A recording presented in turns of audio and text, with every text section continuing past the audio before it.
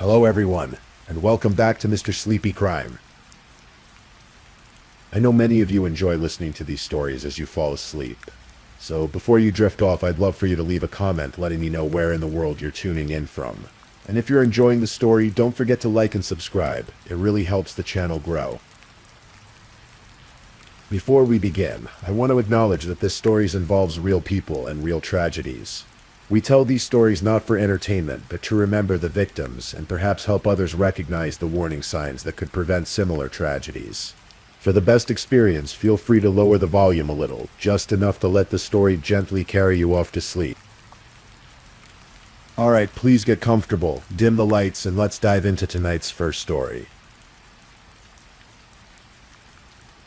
Tonight we're going to talk about a case that took 7 long years to solve. A case about a woman who loved her family, a husband who lived a double life, and the unexpected sisterhood of women who helped bring the truth to light. This is the story of Stacy Feldman. So, as we settle in, let me tell you what happened. Stacy Feldman grew up as the youngest of 3 sisters in Muncie, Indiana. She was the kind of person people remembered, bright, energetic. The life of the party, as her sister Susan would later describe her. She was Daddy's little girl, the baby of the family, and the 3 sisters were inseparable growing up. Stacy had dreams like everyone does. She wanted a family. She wanted children. She wanted the kind of life where holidays were celebrated with joy, where laughter filled the rooms, where love was the foundation of everything. And for a while it seemed like she might get exactly that. When Stacy was in her 30s, she met a man named Robert Feldman. He was Canadian, a salesman, 14 years older than her. He was charismatic, charming, the kind of man who knew how to make his way into someone's heart, and he made his way into Stacy's. They fell in love, or at least what looked like love from the outside. They married in Montreal, at the Ritz. Stacy wore a tiara on her wedding day.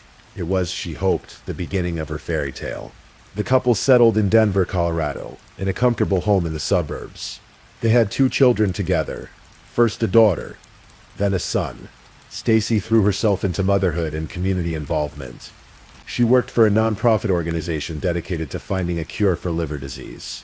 She became president of the parent-teacher organization at Southmore Elementary School, where her children attended. She was the kind of mom who showed up, who volunteered, who made sure the other kids felt welcome too. From the outside, the Feldmans looked like the perfect family. But inside that house, things were very different. Robert Feldman was not the man he appeared to be. Over the years of their marriage, Stacy's family and friends began to notice things. Robert had affairs. Multiple affairs. He was controlling. The house and credit cards were all in his name only. Stacy had told her sister Susan that she was afraid. Afraid that if she left Robert, he could take everything from her. Her home, her money, even her children.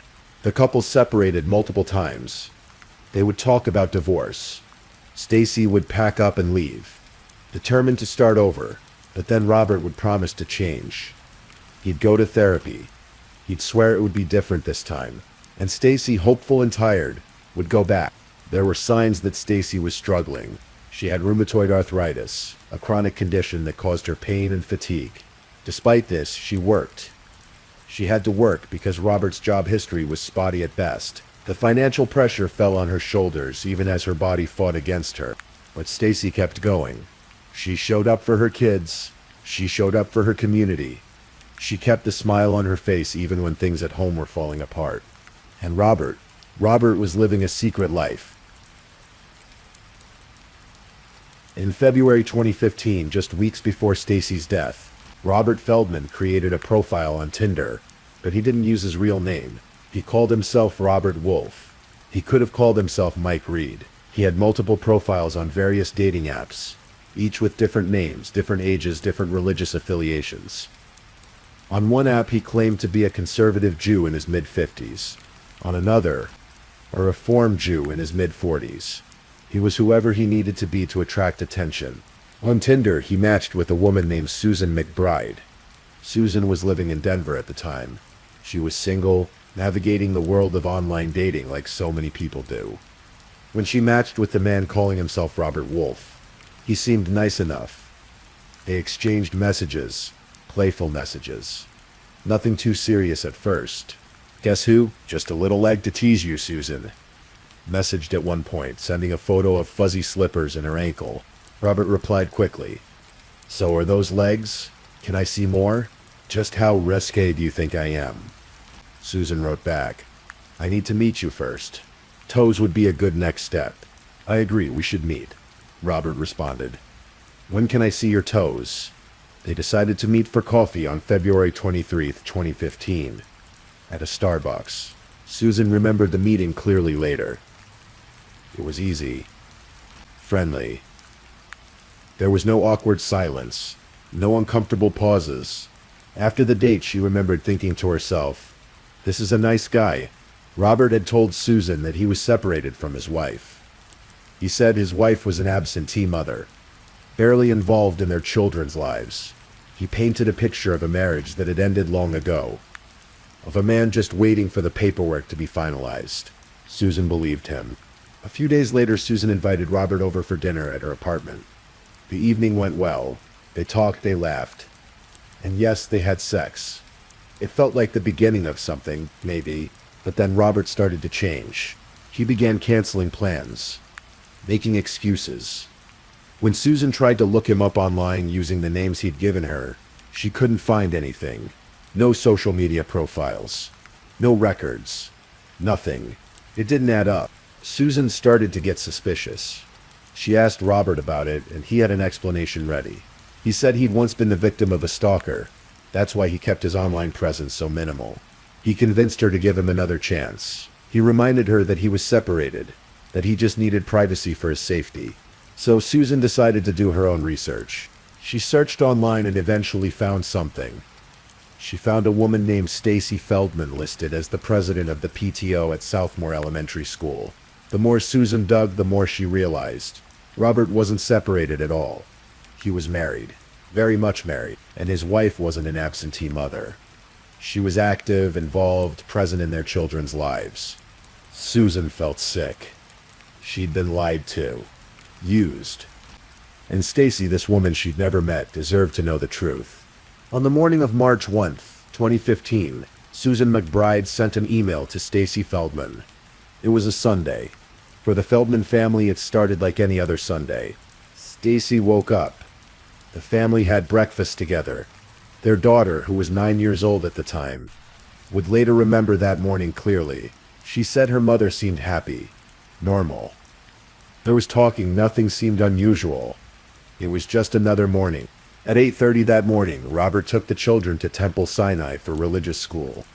It was the Jewish holiday of Purim, and there was going to be a carnival later that day. The kids were excited. Stacy was supposed to pick them up at noon and take them to the carnival. But that morning, before the house went quiet, Stacy checked her email. There was a message from Susan McBride. Stacy read it. And then she called Susan.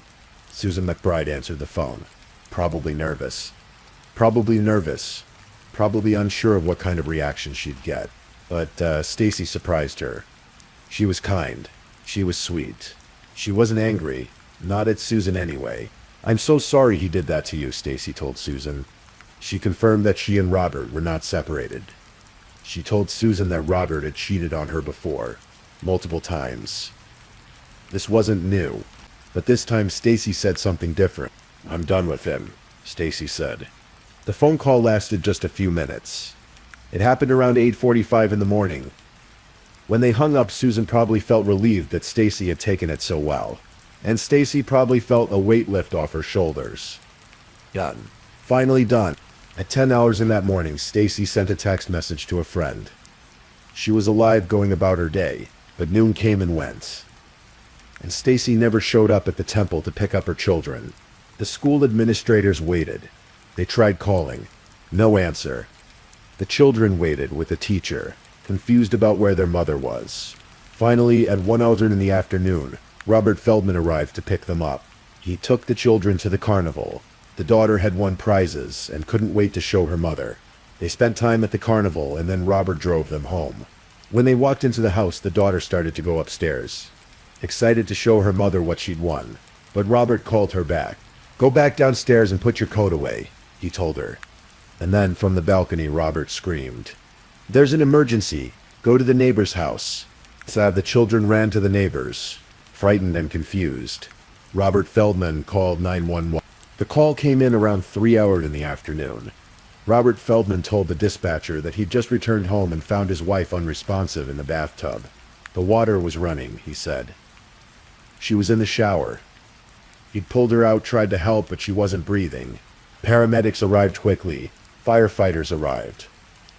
They rushed into the house and up the stairs to the main bathroom. What they found was Stacy Feldman's body, lying in the bathtub. She was wearing clothes. There was water in the tub, but not much. And strangely, there was no water on the floor. If someone had just pulled a body out of a running shower, you'd expect water everywhere. But the floor was dry. The first responders tried to revive Stacy, but it was too late. She was pronounced dead at the scene. Just before 4:00 p.m., as the paramedics and firefighters worked, they noticed something else. Robert Feldman's behavior. They described him as overdramatic, purposely not cooperative. One firefighter later said it seemed like Robert was acting, putting on a performance of shock and grief. At one point, Detective Randy Dennison, who had arrived on the scene, watched Robert walk away as if he was confused. It gave the detective the impression that Robert was trying too hard, overacting to avoid having to answer questions. But at that moment, there wasn't much anyone could do. A woman was dead. Her husband said he'd found her in the shower. It looked at first glance like a tragic accident. The next day, an autopsy was performed on Stacy Feldman's body. The forensic pathologist who conducted it was relatively inexperienced. It was, in fact, the first autopsy she had ever performed entirely by herself. Though she was still under supervision, she examined Stacy's body carefully, looking for signs of what might have killed her. What she found was puzzling. Stacy had injuries. Lots of them. Bruises. Abrasions. More than 80 separate injuries scattered across her body. But individually, none of them seemed serious enough to have caused her death. There was some hardening of the arteries in Stacy's heart, but nothing significant. Nothing that would explain sudden death.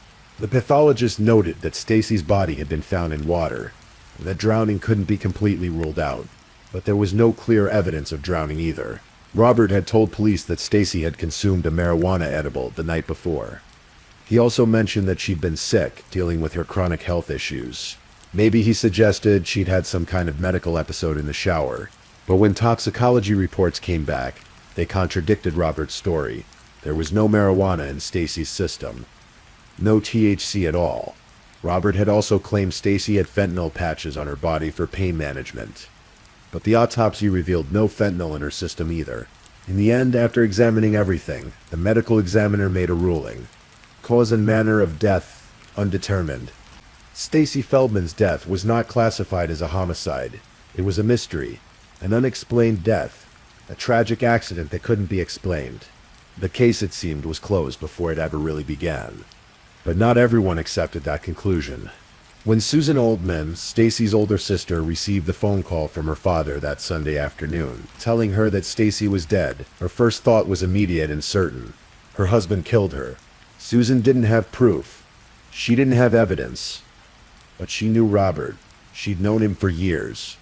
She'd seen how he treated Stacy. She'd heard about the affairs, the control, the financial abuse. She'd watched Stacy leave and come back, trapped in a cycle she couldn't escape. And Susan knew in her gut that Robert was responsible. She flew to Denver with the rest of Stacy's family. They came to say goodbye, to help with the children, to support Robert in his grief. But Susan couldn't shake the feeling. She looked at the scene. She asked questions, and the more she learned, the more convinced she became. Susan reached out to Detective Randy Dennison, the detective who had been at the scene that day. She told him about her suspicions, about Robert's affairs, about Stacy's fear that Robert would take everything from her if she left. Detective Dennison listened. He'd had his own suspicions that day. Robert's behavior had bothered him. The scene had bothered him. But without a cause of death, without evidence of foul play, his hands were tied. Susan refused to let it go. Over the next few months, she stayed in contact with Detective Dennison. She researched. She read about concealed homicides, about staged crime scenes. She learned about how perpetrators make murders look like accidents. Suicides, natural deaths. She became an expert in something no one should ever have to become an expert in. And then, in June 2015, everything changed. Susan McBride had gone on with her life after that phone call to Stacy Feldman. She'd ended things with Robert. She'd moved on. Started dating other people. She'd even had another bad date that made her think back to her experience with Robert. But 3 months after that phone call, Susan McBride did an internet search.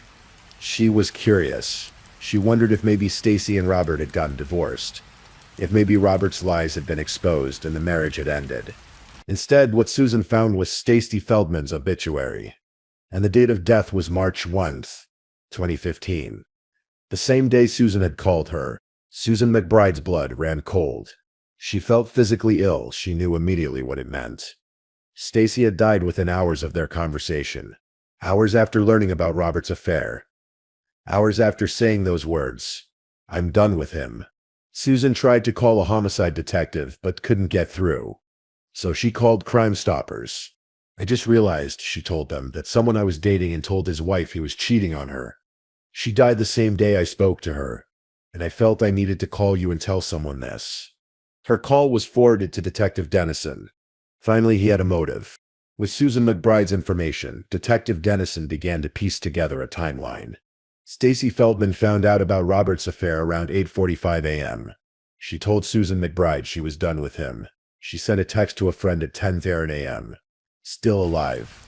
She was supposed to pick up her children at noon, but never showed up. Robert picked up the children at 1 p.m.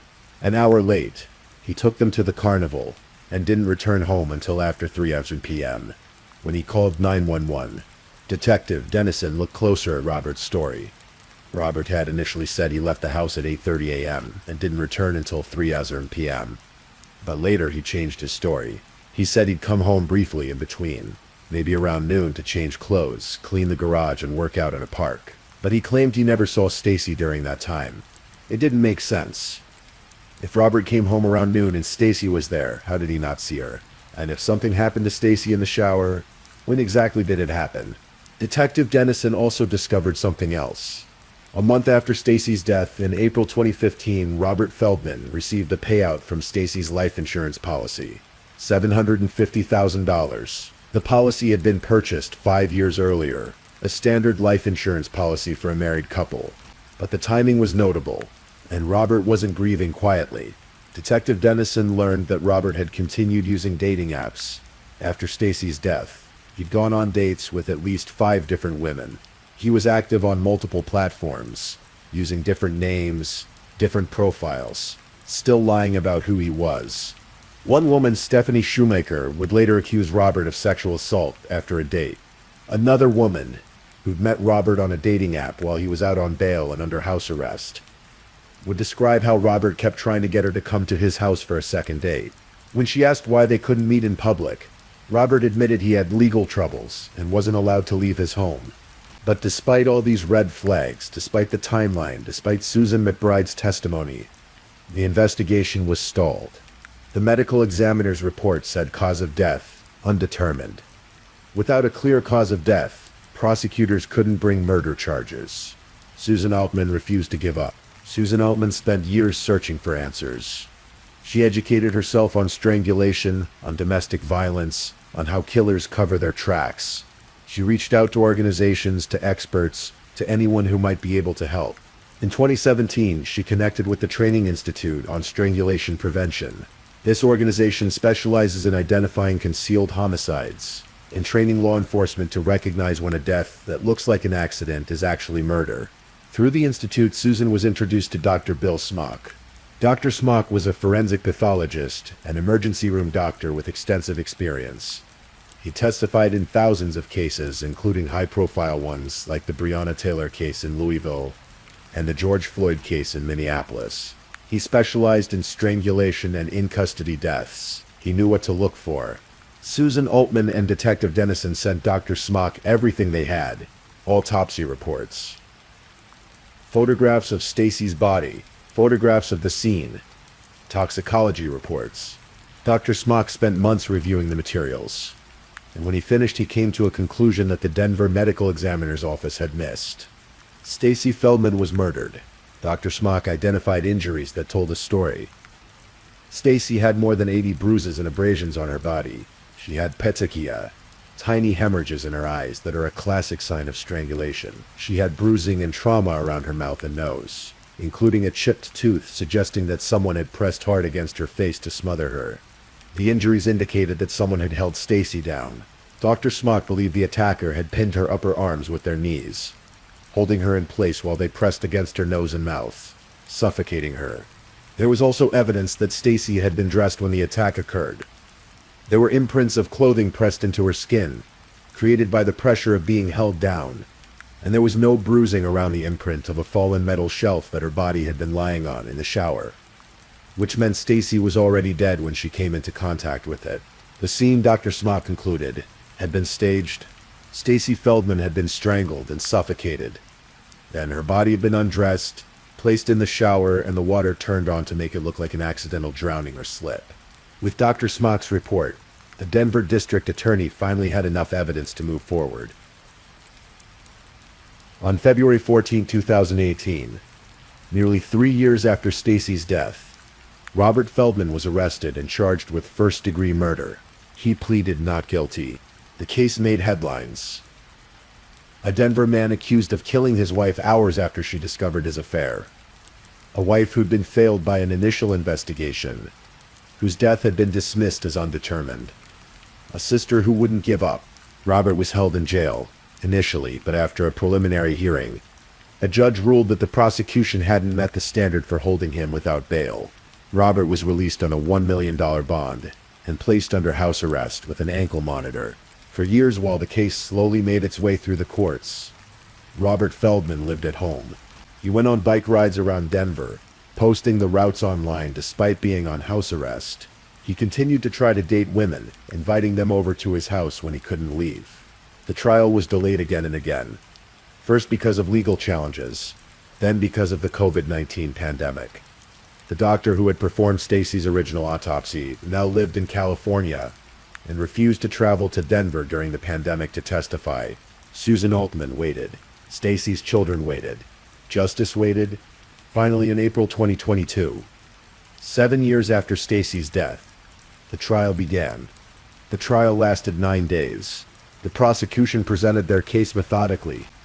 They called witness after witness, building a picture of who Robert Feldman really was and what had happened on March 1 of 2015. Susan McBride flew in from Italy, where she'd been living, to testify. She told the jury about meeting Robert on Tinder, about his lies, about the phone call with Stacy. She described how kind Stacy had been, how she'd apologized to Susan for Robert's behavior, how Stacy had said, "I'm done with him." Stacy's sister, Susan Altman, testified about the years of affairs, the control, the financial abuse, about how Stacy had been afraid to leave. Friends testified about Stacy's involvement in the community, her love for her children, her health struggles. The 911 operator who took Robert's call testified. Detective Dennison testified about Robert's strange behavior at the scene, about the inconsistencies in his story, and Dr. Bill Smock testified. He brought a dummy to court and demonstrated, graphically, how he believed Stacy had been attacked, how someone had pinned her down, held her arms with their knees, pressed against her face until she stopped breathing, how her more than 80 injuries told the story of a violent struggle, not an accidental fall. The prosecution presented evidence that Robert's story kept changing. He'd lied about Stacy consuming marijuana, that he'd collected $750,000 in life insurance money, that he'd continued having affairs, lying to women, even attempting to sexually assault one of them. They presented evidence that Robert had arrived an hour late to pick up his children from religious school, giving him a window of time to commit the murder and stage the scene. The defense argued that Stacy's death was accidental. They brought in the forensic pathologists who had performed the original autopsy, who maintained that the cause of death was undetermined, not homicide. They argued that Stacy had underlying health conditions, that she'd been chronically ill, that she could have had a medical episode and fallen in the shower. They pointed out that there was no direct evidence, no witnesses, no confession. They said that lying and cheating didn't make Robert a murderer, but the prosecution had one more piece of evidence. Blood had been found under one of Stacy's fingernails. DNA testing showed it matched Robert's DNA. Stacy had fought back. After 9 days of testimony, the case went to the jury. The jury deliberated for less than 3 hours. On April 19th, 2022, they returned to the courtroom with their verdict. Guilty. Robert Feldman was found guilty of first-degree murder. The courtroom erupted. Susan Altman broke down in tears. 7 years. 7 years she'd fought for this moment. Denver District Judge Edward Bronfman immediately held a sentencing hearing. Under Colorado law, there was only one possible sentence for first-degree murder: life in prison without the possibility of parole. Before the sentence was handed down, Stacy's mother, Dorothy Malman, addressed the court. "This is all because you couldn't keep your pants zipped and agree to the divorce Stacy wanted," she said, looking at Robert. "You are evil." Susan Altman also spoke. "I have been fighting for this for 7 years. Because my sister deserves to rest in peace," she said. "This man has taken 7 years from my life. 7 years of me being able to live. 7 years of being able to be mother to my children. And he's not taking one more second." Judge Bronfman sentenced Robert Feldman to life in prison without parole. Robert showed no emotion as he was led away. Today, Robert Feldman is serving his sentence at the Sterling Correctional Facility in Sterling, Colorado. He will never be released. Susan Altman has become an advocate for victims of domestic violence and concealed homicide. She works with the Alliance for Hope International and the Strangulation Prevention Institute, helping to train law enforcement to recognize when deaths that appear accidental are actually murders. The case has been featured on Datline NBC in an episode called The Sisterhood, highlighting the women who came together to bring Stacy justice: Susan McBride, Susan Altman, Stacy's friends, even Stephanie Shoemaker, the woman Robert assaulted, who had the courage to testify. Stacy's children are being raised by family members, away from their father. They've lost both parents. One to murder, one to prison. Stacy Feldman is remembered as a loving mother, a dedicated volunteer, a woman who gave everything to her community and her family. She's remembered by her sisters, by her friends, by everyone whose life she touched. Her death was a tragedy, but the 7-year fight for justice that followed showed that even when the system fails, even when it seems like evil might win, persistence and love can bring truth to light. This case teaches us several things. It teaches us that domestic violence doesn't always look like what we expect. Stacy wasn't covered in bruises before she died. She didn't call for help. From the outside, she looked like a woman handling her struggles with grace. But inside her home, she was trapped with a man who controlled her, who cheated on her repeatedly, who made her afraid to leave. It teaches us that initial investigations matter. If Detective Dennison hadn't been bothered by what he saw that day, if Susan Altman hadn't refused to give up, if Susan McBride hadn't come forward, Robert Feldman would have gotten away with murder. The medical examiner's initial ruling of undetermined would have stood, and Stacy's death would have been forgotten as just another unexplained tragedy. It teaches us about the importance of speaking up. Susan McBride didn't have to contact Stacy that morning. She could have just blocked Robert and moved on, but she chose to tell Stacy the truth, even knowing it might be difficult. And after Stacy died, Susan McBride could have stayed silent, convinced herself it was just a terrible coincidence. But she didn't. She called Crime Stoppers. She testified at trial, flying in from Italy to face Robert in court. And it teaches us about the power of family. Susan Altman spent 7 years of her life fighting for her sister. 7 years of research, of phone calls with detectives, of learning about concealed homicide, of refusing to let Stacy's death be dismissed. She could have given up. People told her to give up, that it was affecting her own life too much, that she needed to move on. But she didn't, because that's what love does. Real love doesn't give up. Real love fights. Stacy Feldman died on March 1, 2015, at the age of 44.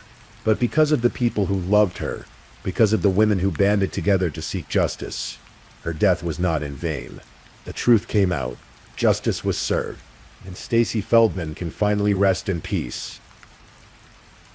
If this is your first time listening to one of our true crime stories, welcome to Mr. Sleepy Crime, where we explore these cases in a calm and respectful way. I also want to take a moment to appreciate my amazing subscribers who've been rocking with me. Thank you so much for your continued support. If you're still awake and listening, don't forget to drop a comment. Let me know where you're tuning in from and the current time in your corner of the world. Or just say something to let me know you're still here. And if you haven't already, be sure to like this video and subscribe so you don't miss our next true crime stories for sleep. Now let's move on to our second story.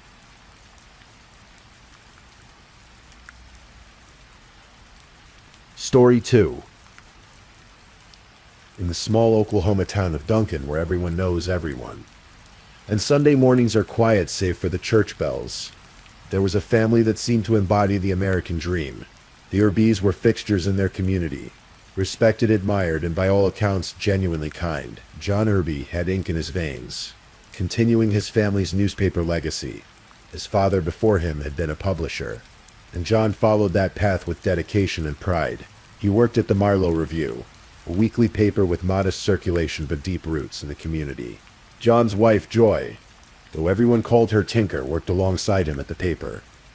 They were partners in every sense of the word. Together they had 2 children, Catherine, a bright 17-year-old junior at Duncan High School, and Alan, their 19-year-old son, who had just started his freshman year at the University of Oklahoma, majoring in political science. From the outside, their home on Bentry Street looked like something from a magazine.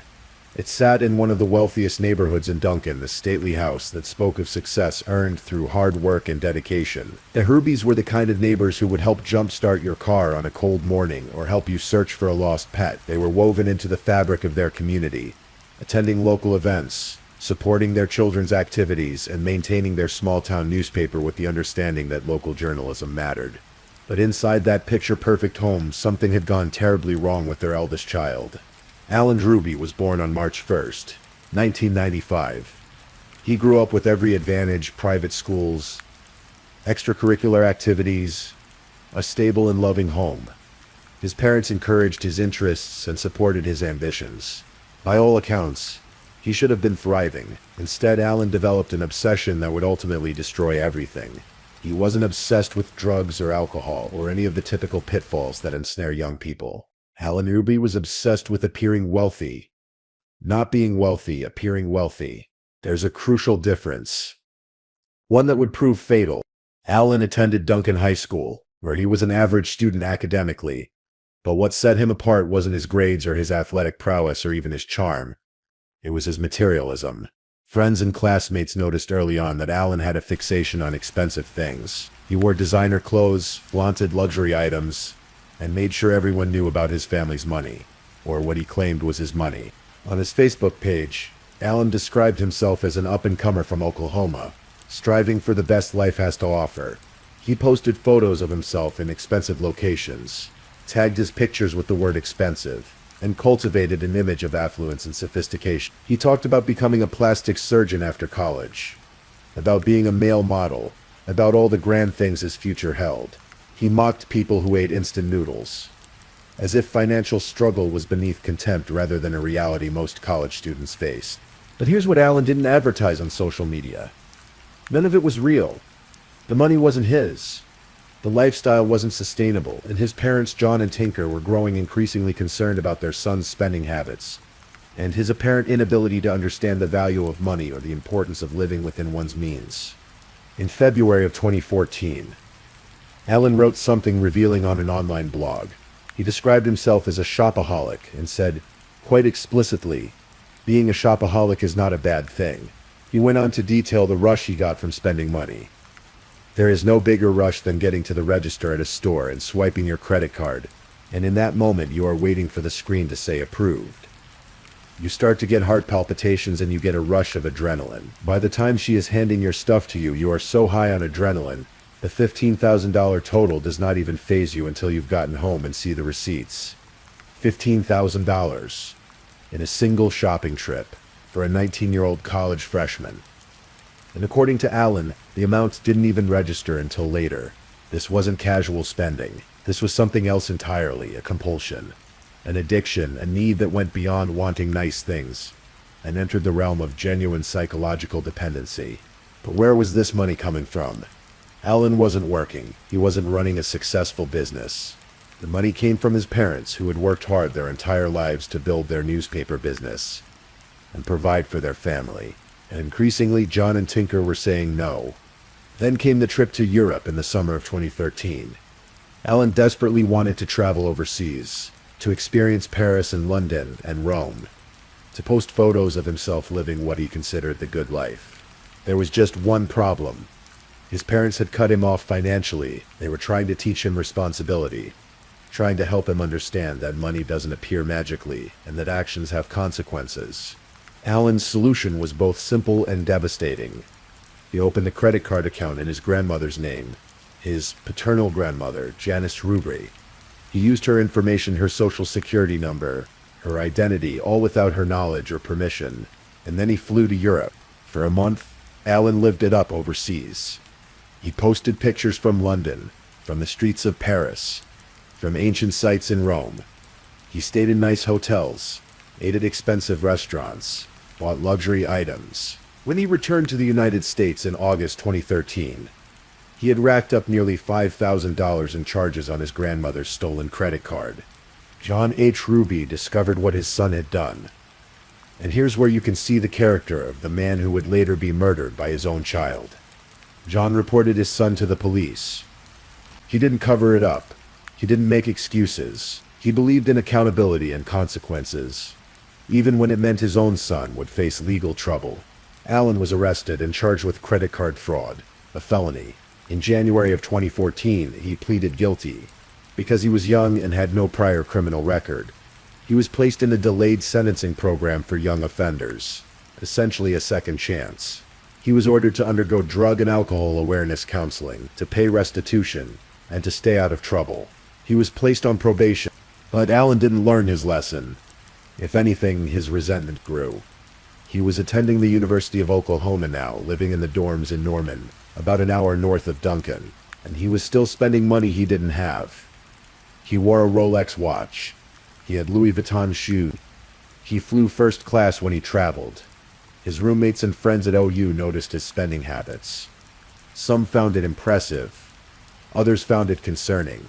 One friend later said Alan belonged to Shoppers Anonymous, a support group for people with compulsive shopping addictions. Another described him as very, very lavish, noting that it was characteristic of him to just go out and buy things on a whim. But there was a darker side to Alan that most people didn't see. 2 years before the Europe trip, when he was just 17 years old, Alan had physically assaulted his mother during an argument about money. The details of that incident aren't fully public, but it represents a crucial turning point. The moment when financial frustration turned into physical violence against the people who loved him most. By the fall of 2014, Alan's financial situation had become dire. He was on probation for defrauding his grandmother. His parents had firmly cut him off from any more money, and somehow, despite having no visible means of support, he had managed to accumulate $3,000 in debt to a loan shark. In a college town, at 19 years old, the pressure was mounting, and Alan needed money desperately. October 2014 arrived with the promise of one of the biggest events in Oklahoma college football. The annual OU versus Texas game, played in Dallas every year during the Texas State Fair. For OU students, this wasn't just a game, it was an experience, a tradition, a weekend of parties and celebration. Alan wanted to go. He wanted to stay in a nice hotel, to be seen at all the right places, to maintain his carefully constructed image of wealth and success. He asked his parents for money. They said no. They had said no. They had said no many times before, but this time would be different. This time, Alan had already decided what he was going to do. The plan was cold and calculated. Alan knew that if his parents were dead, he would inherit their estate. He was the oldest child. Under Oklahoma law, if something happened to his parents, their assets would pass to their children. If he eliminated his entire family, he would be the sole heir. The money would be his. All his debts would disappear. He could continue living the life he felt entitled to without anyone telling him no, without anyone questioning his spending, without anyone standing between him and the lifestyle he craved. On Thursday, October 9th, 2014, Alan Shruby came home to Duncan from his dorm in Norman. It was an ordinary autumn day in Oklahoma. The leaves were beginning to turn. The weather was mild. Nothing seemed amiss to the neighbors on Bent Tree Street. At some point that morning, John H. Ruby noticed that his 9mm handgun was missing. He reported it to the police. His gun had been stolen from his home. He had no idea that the thief was his own son, and he certainly couldn't imagine what Alan intended to do with it. Alan waited in the house. He knew the rhythms of his family's day. His mother would be home.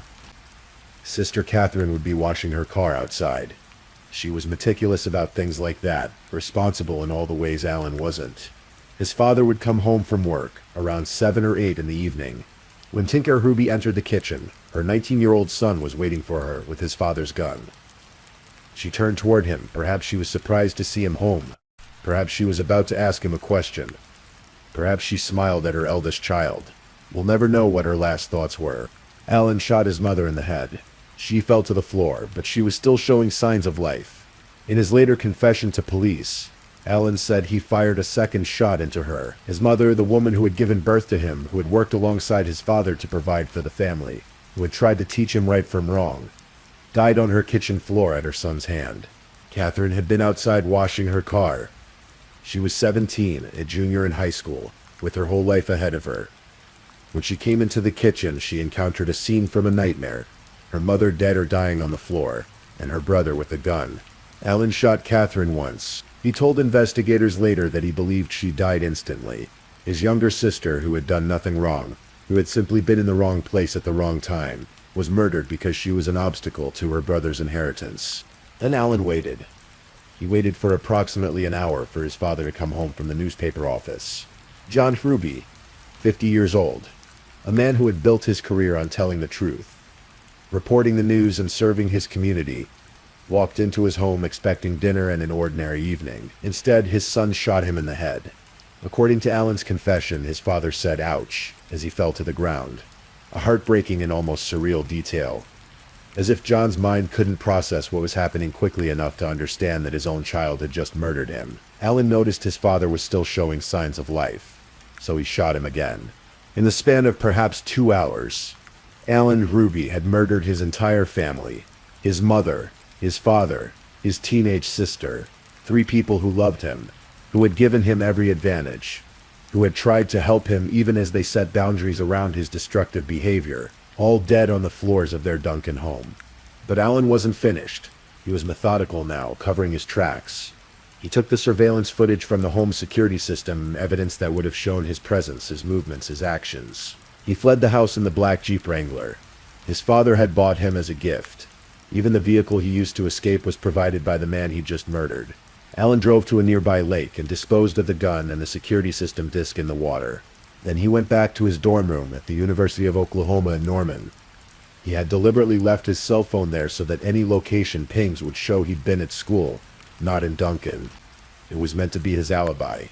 See, I was at college the whole time. How could I have been involved in this tragedy? With his alibi established, Alan drove to Dallas with his roommate, Andrew Berman. They were going to the OU Texas game, just as Alan had planned. He checked into the Ritz-Carlton Hotel, one of the most expensive hotels in Dallas, and he partied with friends. He went to the football game. He laughed and joked and acted like a normal college kid, having a normal college weekend. Andrew Berman later told reporters that nothing seemed off about Alan during that trip. "We were laughing, making jokes, and he was hiding this, which is one of the scariest things," Berman said. Nothing he ever did sent up any major red flags. Alan maintained his facade perfectly. While his family lay dead in their home, while their bodies grew cold in the kitchen where they'd shared countless meals, Alan Ruby was living it up in Dallas, maintaining the wealthy lifestyle he'd killed to protect. Back in Duncan, Friday came and went. John Ruby didn't show up at the newspaper office. Neither did Tinker. This was unusual. The Rubys were reliable, dedicated to their work. Catherine didn't go to school on Friday. By the weekend, people were beginning to worry. But in a small town, sometimes people assume there's a simple explanation. Maybe there was a family emergency. Maybe someone was sick. Nobody wanted to think the worst. Monday morning, October 13th, the Ruby family's housekeeper arrived for work. She had worked for the family for years, knew them well, cared about them. She let herself into the house on Bantry Street, and what she found would haunt her forever. 3 bodies. John, Tinker, and Catherine, all dead from gunshots. Their bodies in the kitchen and dining room area, where they'd been killed 4 days earlier. The housekeeper's screams brought neighbors running. Someone called 911, Within minutes, the quiet street was filled with police cars and emergency vehicles, their lights painting the autumn afternoon in flashes of red and blue. Duncan Police Chief Danny Ford arrived at the scene. This was a small-town police force dealing with what appeared to be a triple homicide, something virtually unprecedented in Duncan. The house was cordoned off. Neighbors gathered in the street, shocked and frightened. Sad. It's very shocking. One neighbor said later, "They were a good family. They would always help you out if your car wouldn't start. They'd come over and jump it. Or if your dog ran off, they'd try to help you catch it. Just neighborly thing." Who could have done this? The initial thought was robbery gone wrong. Perhaps someone had broken into the home of this wealthy family. Perhaps the situation had escalated. Perhaps their rubies had been in the wrong place at the wrong time. But as investigators processed the scene, that theory began to fall apart. Nothing appeared to be stolen. There were no signs of forced entry. This wasn't a robbery. This was something else. The housekeeper, in her distress, had managed to call someone, either her daughter or another relative. That person had then called Alan Truby directly, telling him he needed to come home. That something was terribly wrong. Alan drove to the house in his black Jeep Wrangler, and arrived while police were still processing the scene. He appeared distraught, hyperventilating, railing at the news of his family's deaths. To the casual observer, he seemed like a young man in shock. A son and brother who had just lost everyone he loved. But the investigators weren't casual observers. They were trained to notice details, inconsistencies, the small tells that separate genuine grief from performance. And something about Alan's story didn't add up. Where had he been? When had he last seen his family? Why had his father reported a gun stolen on Thursday? Why hadn't any of the family been seen after Thursday? Within hours, Alan Ruby was taken into custody, not for murder, not yet, but for violation of his probation from the credit card fraud case. It was a legal maneuver, a way to hold him while investigators worked to build their case. And Alan, sitting in the Duncan Police Department with the chaplain and then with investigators, began to crack under the pressure of his lies. By late Tuesday, October 14th, 5 days after he'd murdered his family, Alan Truby confessed. He told police everything. How he'd taken his father's gun, how he'd waited for his mother in the kitchen, how he'd shot her twice, how Catherine had come in from washing her car and he'd shot her once, how he'd waited an hour for his father to come home and then shot him twice as well, how he'd taken the security footage and the gun and thrown them in a lake, how he deliberately left his phone in his dorm room to establish an alibi, how he'd then gone to Dallas and partied with friends while his family lay dead. The motive? Money, debt, inheritance, the continuation of a lifestyle he felt entitled to. Alan owed $3,000 to a loan shark, and he believed that by murdering his family he would inherit enough money to pay off his debts and continue spending without anyone telling him no. Stevens County District Attorney Jason Hicks held a press conference after the confession. His assessment of Alan's emotional state was chilling. The only remorse we've seen is because he got caught.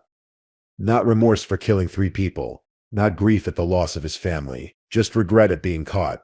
At facing consequences. At having his perfect crime fall apart. The communities of Duncan and Marlow were shattered. The Frubys had been beloved members of these small towns. John's newspaper work had made him a public figure.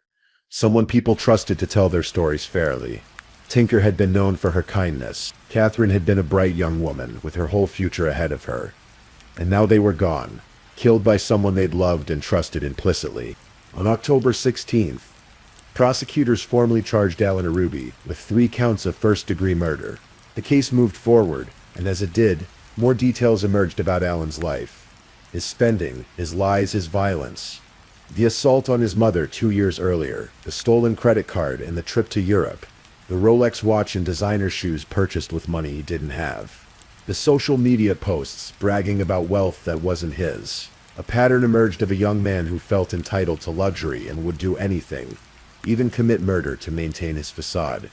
In July 2015, while awaiting trial at the Oklahoma State Penitentiary in McAlester, Alan Truby wrote a letter to the Oklahoma newspaper. In it, he said he welcomed the death penalty 100%. That what had occurred was so horrible it was deserved, so unspeakable. He wrote about losing his entire family at once and insisted his tears were real, as if being upset about the consequences of his actions somehow absolved him of responsibility for those actions. His court-appointed attorney was not pleased with the letter. There was a gag order in place, and Alan had violated it. But the letter revealed something important about Alan's mindset. Even after confessing, even after being charged with triple murder, he was still trying to control the narrative, still trying to present himself in a certain light. This time, instead of wealthy and successful, he wanted to appear remorseful and accepting of punishment. But as the prosecutor had noted, the remorse wasn't for his victims. It was for himself. Prosecutors announced they would seek the death penalty. Under Oklahoma law, they had to show aggravating circumstances. And Alan's case had several. He had killed for monetary gain. He had killed 3 people. He was a continued threat to society. And the murders were especially heinous, atrocious, and cruel. The evidence against him was overwhelming. In addition to his confession, his DNA had been found on blue gloves recovered with the handgun. The security footage he'd tried to destroy had been recovered. Witness statements placed him at the scene. His alibi had fallen apart under scrutiny. But as the case moved toward trial, Alan's surviving family members, his mother's relatives, his grandfather Richard Stein Jr., his Aunt Allison Herbie Whitaker, came to a difficult decision.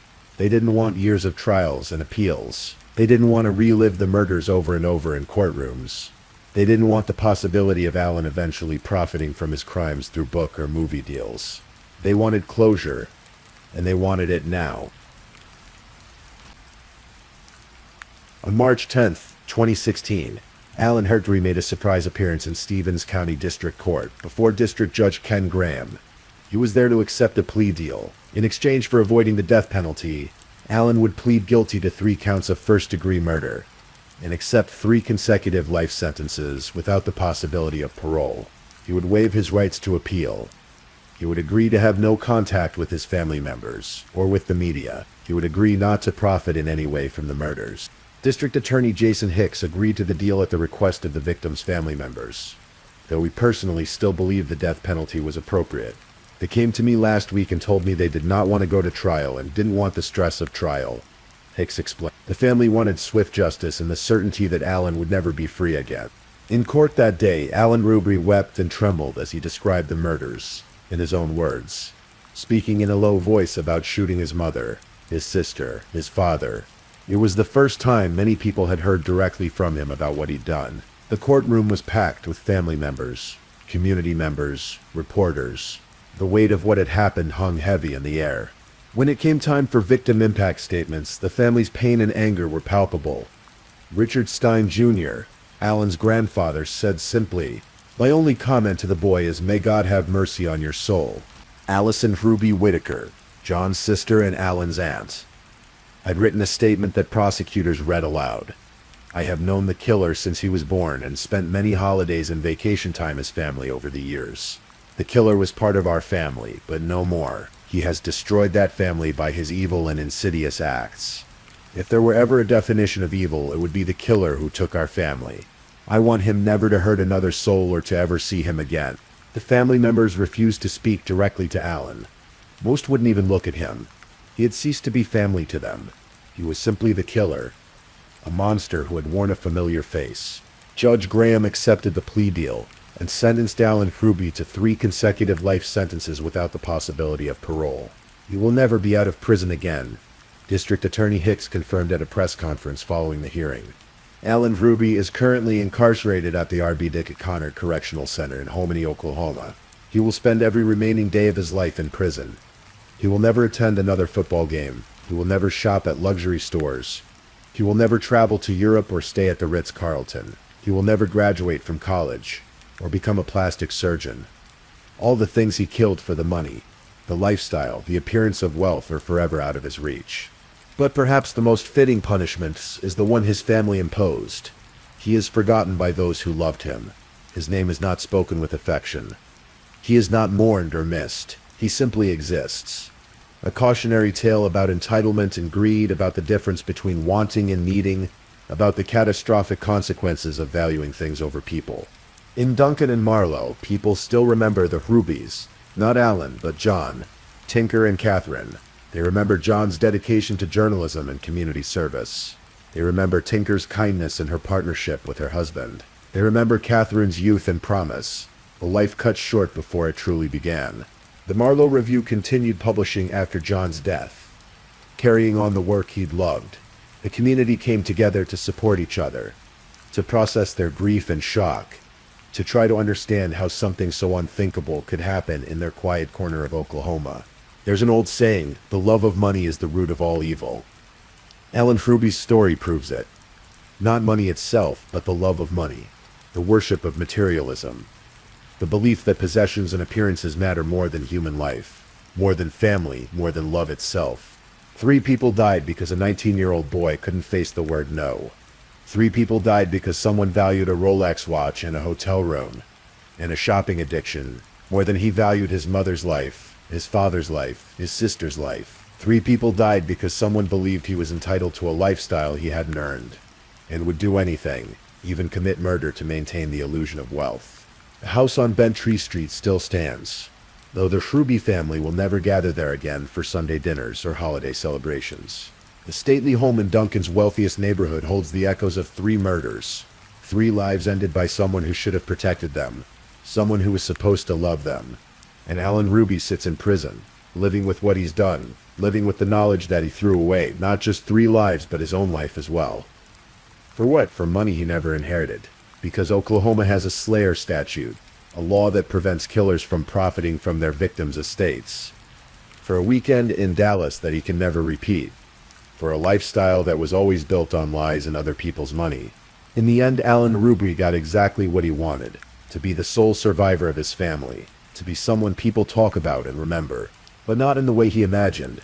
He's not remembered as wealthy or successful or impressive. He's remembered as the ultimate cautionary tale, the boy who had everything and destroyed it all because he wanted more. The case of Alan Fruby reminds us that the most dangerous monsters aren't strangers lurking in dark alleys. Sometimes they're the people we trust most, the people who sit across from us at the dinner table, the people who smile for family photos while harboring darkness inside. Sometimes evil wears a familiar face and uses words like "I love you" while planning unspeakable acts. On that October day in 2014, when autumn leaves were falling and the world seemed peaceful, 3 good people lost their lives to senseless greed. John Herby, who believed in accountability and community service. Tinker Herby, who worked alongside her husband and supported her family. Catherine Herby, a 17-year-old girl whose future was stolen before she could live it. They deserved better. They deserved to grow old together, to see Catherine graduate and build her own life, to enjoy the fruits of their labor. Instead, they became victims of the person they loved most, the person they had given everything to, the person who valued things more than people. And so the story ends where it began, in the quiet town of Duncan, Oklahoma, where everyone knows everyone, where Sunday mornings are peaceful, and where 3 gravestones stand as permanent reminders that love and trust can be betrayed in the most horrific ways imaginable, all for the price of a shopping addiction and a weekend in Dallas. Please, if you're still awake, drop a candle. I want to see who's still with me. Also, don't forget to tell me where you're listening from, the time in your corner of the world, and maybe share one thing you've learned from tonight's stories. Meanwhile, let's move on to our 3rd story. Story 3. Tonight we're going to talk about a case that's difficult to hear, but important to remember. It's a story about a young woman whose light was taken from the world far too soon. A story about digital footprints, unanswered warnings, and a predator who hid in plain sight. This is the story of Ellen Ellie Wake. In the summer of 2018, Westchester, Ohio was like any other suburban township outside Cincinnati. Tree-lined streets, well-kept lawns, families going about their daily lives, and in the midst of all this normalcy lived a 23-year-old woman who stood out from the crowd in the most beautiful way.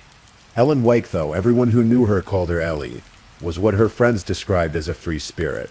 Born in 1995, she was a child of the 90s who seemed to belong to a different era entirely.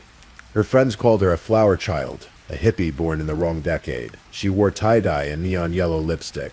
She made her own jewelry. She loved nature, spending time outdoors, and bringing color to everything she touched.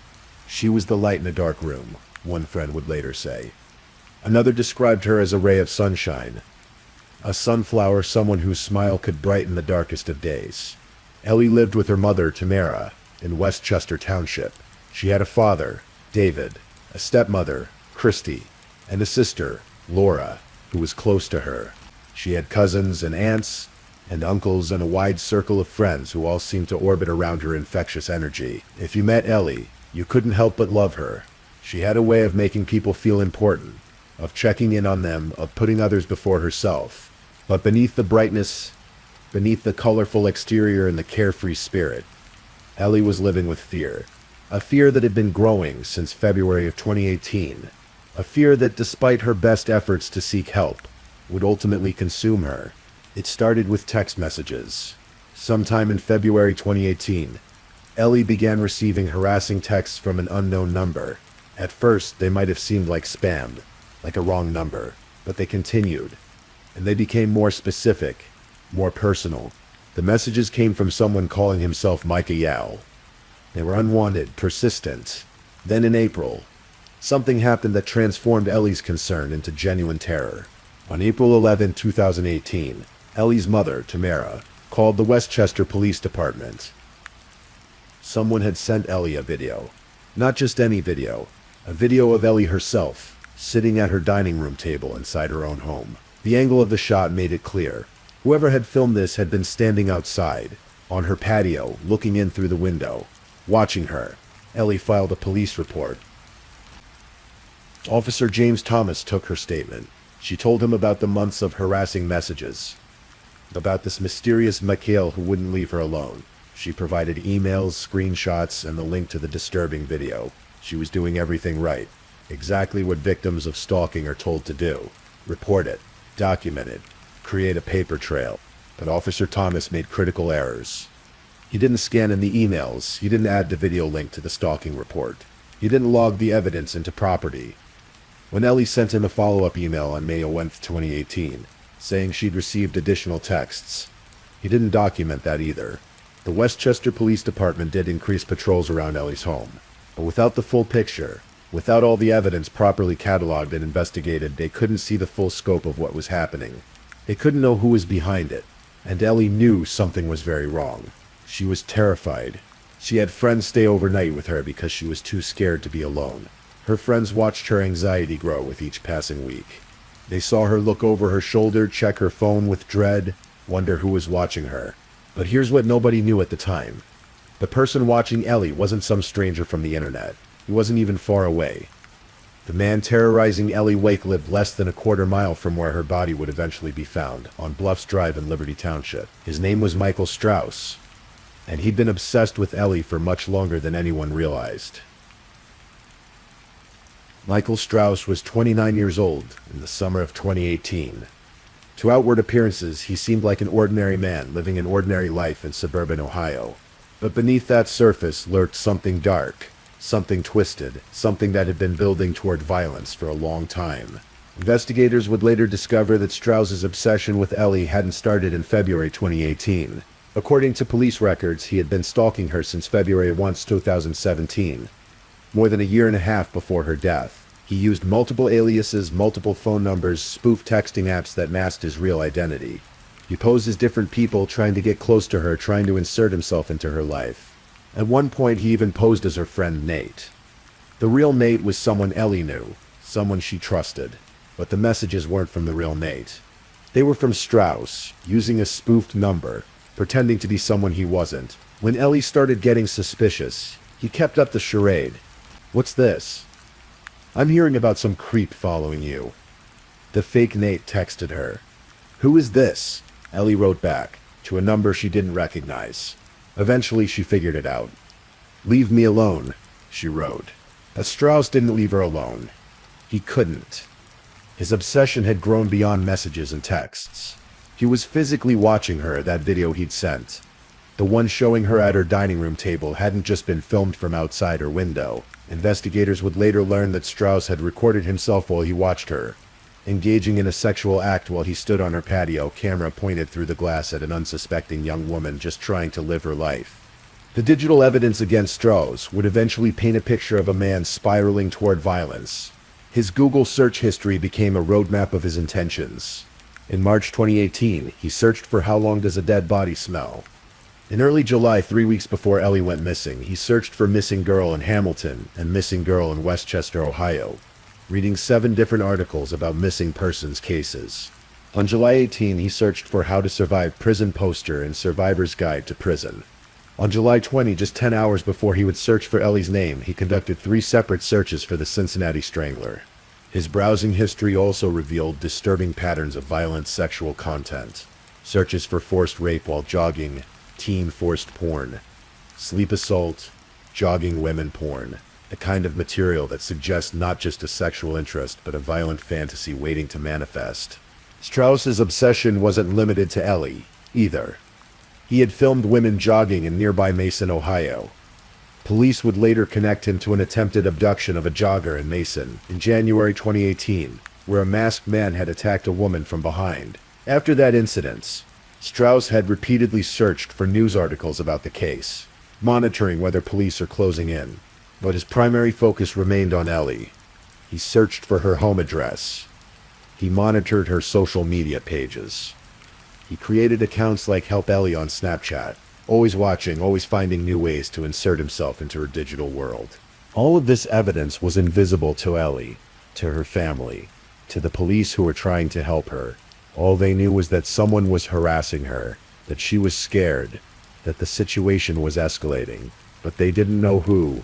They didn't know how close he was. They didn't know that time was running out.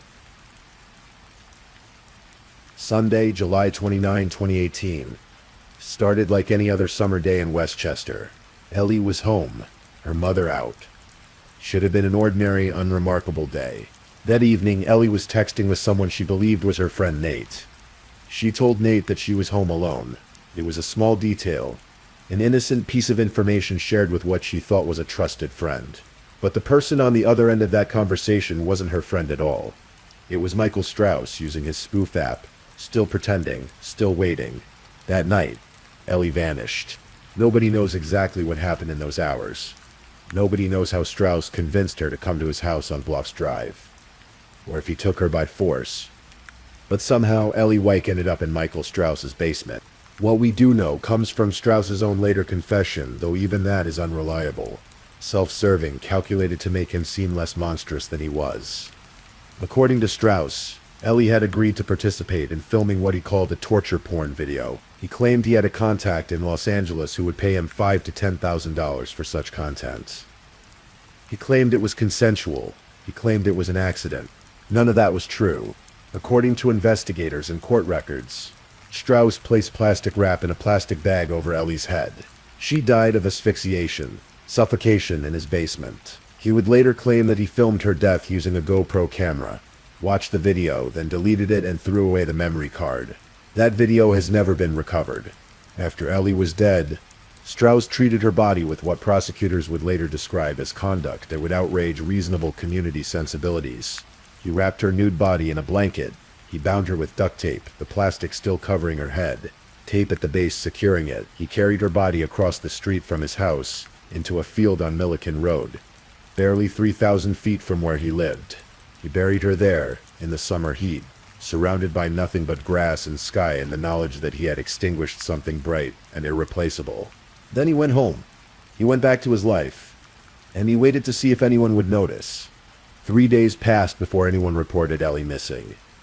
3 days of unanswered calls, unreturned messages, a silence that grew more deafening with each passing hour. On August 1, 2018, Tamara Week called the Westchester Police Department to report that her daughter was gone. The investigation began immediately. Police reached out to Ellie's friends, her family, anyone who might know where she was or what had happened. They collected phone records, traced her last known movements, followed every lead that came in, and they interviewed Michael Strauss, along with numerous other people connected to Ellie. But Strauss was careful. He had stopped using his spoof account the day Ellie disappeared. A sudden silence that in retrospect was its own kind of confession. He cooperated with police, gave them his story, maintained his innocence, and while investigators were beginning to build a case, Ellie's body lay in that field, undiscovered as summer turned the earth hard and the days stretched on without answers. Ellie's friends and family were frantic. They posted on social media, organized searches, held out hope that she might still be found alive. But as the days turned into weeks, hope became harder to hold on to. On August 24, 2018, 26 days after Ellie was last seen, her body was finally discovered in that Liberty Township field. The Westchester police had received tips that led them to the location. Officers were the ones who found her, and in a moment that would become oddly meaningful to Ellie's family, a rainbow appeared in the sky above the field where her body lay, arching over the scene like a benediction, like a sign that somewhere, somehow, Ellie was at peace. Her remains were largely skeletonized. The Butler County coroner would list her cause of death as cannot be determined, though investigators knew from the evidence from the plastic and tape still binding her that she had died of asphyxiation. Dental records confirmed what everyone already feared. The body in the field was Ellen Christine White, just 23 years old, her life stolen from her in the cruelest way imaginable. The next morning at 4 a.m. on August 25, Westchester police arrested Michael Strauss and charged him with murder. Once police obtained search warrants for Strauss's digital life, the full scope of his obsession and planning became clear. The evidence was overwhelming, damning, a portrait of premeditation and predatory calculation. In Strauss's home, investigators found items that could only have come from Ellie, her driver's license. A necklace she used to wear, visible in photographs, a pink stone on a chain, and perhaps most disturbing, a small clump of her hair, stored carefully in a tin. Strauss would later call it a tribute, his word for this grotesque souvenir of murder. They found handcuffs still attached to Strauss's bed in the basement, the place where Ellie had died. DNA testing would later confirm that both Strauss's and Ellie's DNA were present on those handcuffs. They found mud-covered shoes, and they found his computers, his phones, his digital footprint. A trail of evidence that revealed exactly who Michael Strauss was and what he had been planning. The Google searches I mentioned earlier. How long does a dead body smell? How to survive prison? The Cincinnati Strangler, all came from an IP address registered to Strauss's residence. After Ellie's disappearance, he continued searching New York Strangler, how to delete photos off an iCloud account, how to get rid of poison ivy, likely from trekking through the field where he buried her body. And most tellingly, momentary lapse of judgment, as if he were already crafting a defense, already trying to frame what he'd done as an accident, a mistake. Anything less than the deliberate murder it was. They found the spoof texting apps on his devices, the fake accounts, the Help Ellie Snapchat profile. They traced his Facebook, Instagram, and email accounts, all of which pointed back to his harassment of Ellie. They uncovered the obscene photos he'd sent her through Facebook Messenger in February 2018, part of his campaign to terrorize her. Cell phone records showed that Strauss had obtained a new phone number shortly after Ellie went missing. Strangely, that number was never used to call or check on Ellie, unlike the flood of calls from her actual friends and family, desperately trying to reach her in those first days of her disappearance. Amazon records showed purchases that aligned with the evidence found at the scene and in his home. The case against Michael Strauss wasn't built on circumstantial evidence or hunches. It was built on hundreds of pages of police reports, 32 search warrants, 88 pieces of physical and documentary evidence, cell phone records, social media data, DNA analysis, and his own digital confessions scattered across months of obsessive searching and stalking. In September 2018, a grand jury indicted Strauss on 9 charges: aggravated murder, 3 counts of tampering with evidence, menacing by stalking, petty theft, abuse of a corpse, and gross abuse of a corpse. His bond was set at $4 million. Butler County prosecutor Michael Jamoser assembled a witness list that included 54 law enforcement officers, 24 laypersons, and 20 representatives from various technology companies, the keepers of records that would prove Strauss's guilt beyond any reasonable doubt. A trial was scheduled for April 4th, 2019, but Michael Strauss knew what the evidence showed. He knew a jury would see through any story he tried to tell. He knew there was no way out. On March 12, 2019, rather than face a jury, Michael Strauss entered a guilty plea. He pleaded guilty to murder, gross abuse of a corpse, and menacing by stalking. In exchange for the plea, charges of tampering with evidence and petty theft were dismissed, and the aggravated murder charge, which could have carried a death sentence or life without parole, was reduced to murder. The plea meant Strauss would face life in prison with eligibility for parole after 17.5 years. That was the maximum sentence Judge Greg Howard could impose under the plea agreement. but it was far less than what many believed he deserved. The lack of a definitive cause of death, despite the evidence of asphyxiation, gave the prosecution reason to accept the plea. It left wiggle room. Prosecutor Jameser would later say, and open the door that a jury may believe anything the defense might have thrown at them. The condition of Ellie's body, largely skeletonized after weeks in the field, meant that proving exactly how she died was complicated, even though everyone knew the answer. On April 17, 2019, Michael Strauss appeared in court for his sentencing hearing. He arrived with 2 black eyes. The result his family claimed of an altercation at the Butler County Jail, where he'd been jumped and beaten by another inmate. Even in jail, it seemed, justice had found a way to touch him. Strauss stood before Judge Howard and offered what he called an apology. His words were carefully chosen, calculated to present himself as remorseful as someone who had made a terrible mistake, rather than someone who had spent 18 months stalking, terrorizing, and ultimately murdering a young woman. I am mainly here in an attempt to deeply apologize and take accountability for the reckless actions that led to the premature death of Ellen Wyke, he said. Please believe me, from the bottom of my heart, that I never wanted to hurt anybody, and if there was any way to bring Ellie back, I would trade places with her in a second. The words rang hollow in that courtroom, especially to those who knew what the evidence showed. This wasn't recklessness. This wasn't an accident. This was stalking, planning, predation, and murder. Prosecutor Michael G. Moser didn't mince words in his statement to the court. I think the motive in this case was perversity, he said. Mr. Strauss was the author, director, producer of his own twisted movie. This case reads like a crime novel, but a horror novel at that. Joe Moser spoke of Strauss's digital trail, his months of planning, his deliberate stalking, his violent fantasies made real. He spoke of how Strauss had created his own narrative, scripted his own dark fantasy, and then carried it out with Ellie as his unwilling victim. But Joe Moser added, he was the author, and we got to write the conclusion. Then it was time for Ellie's family to speak.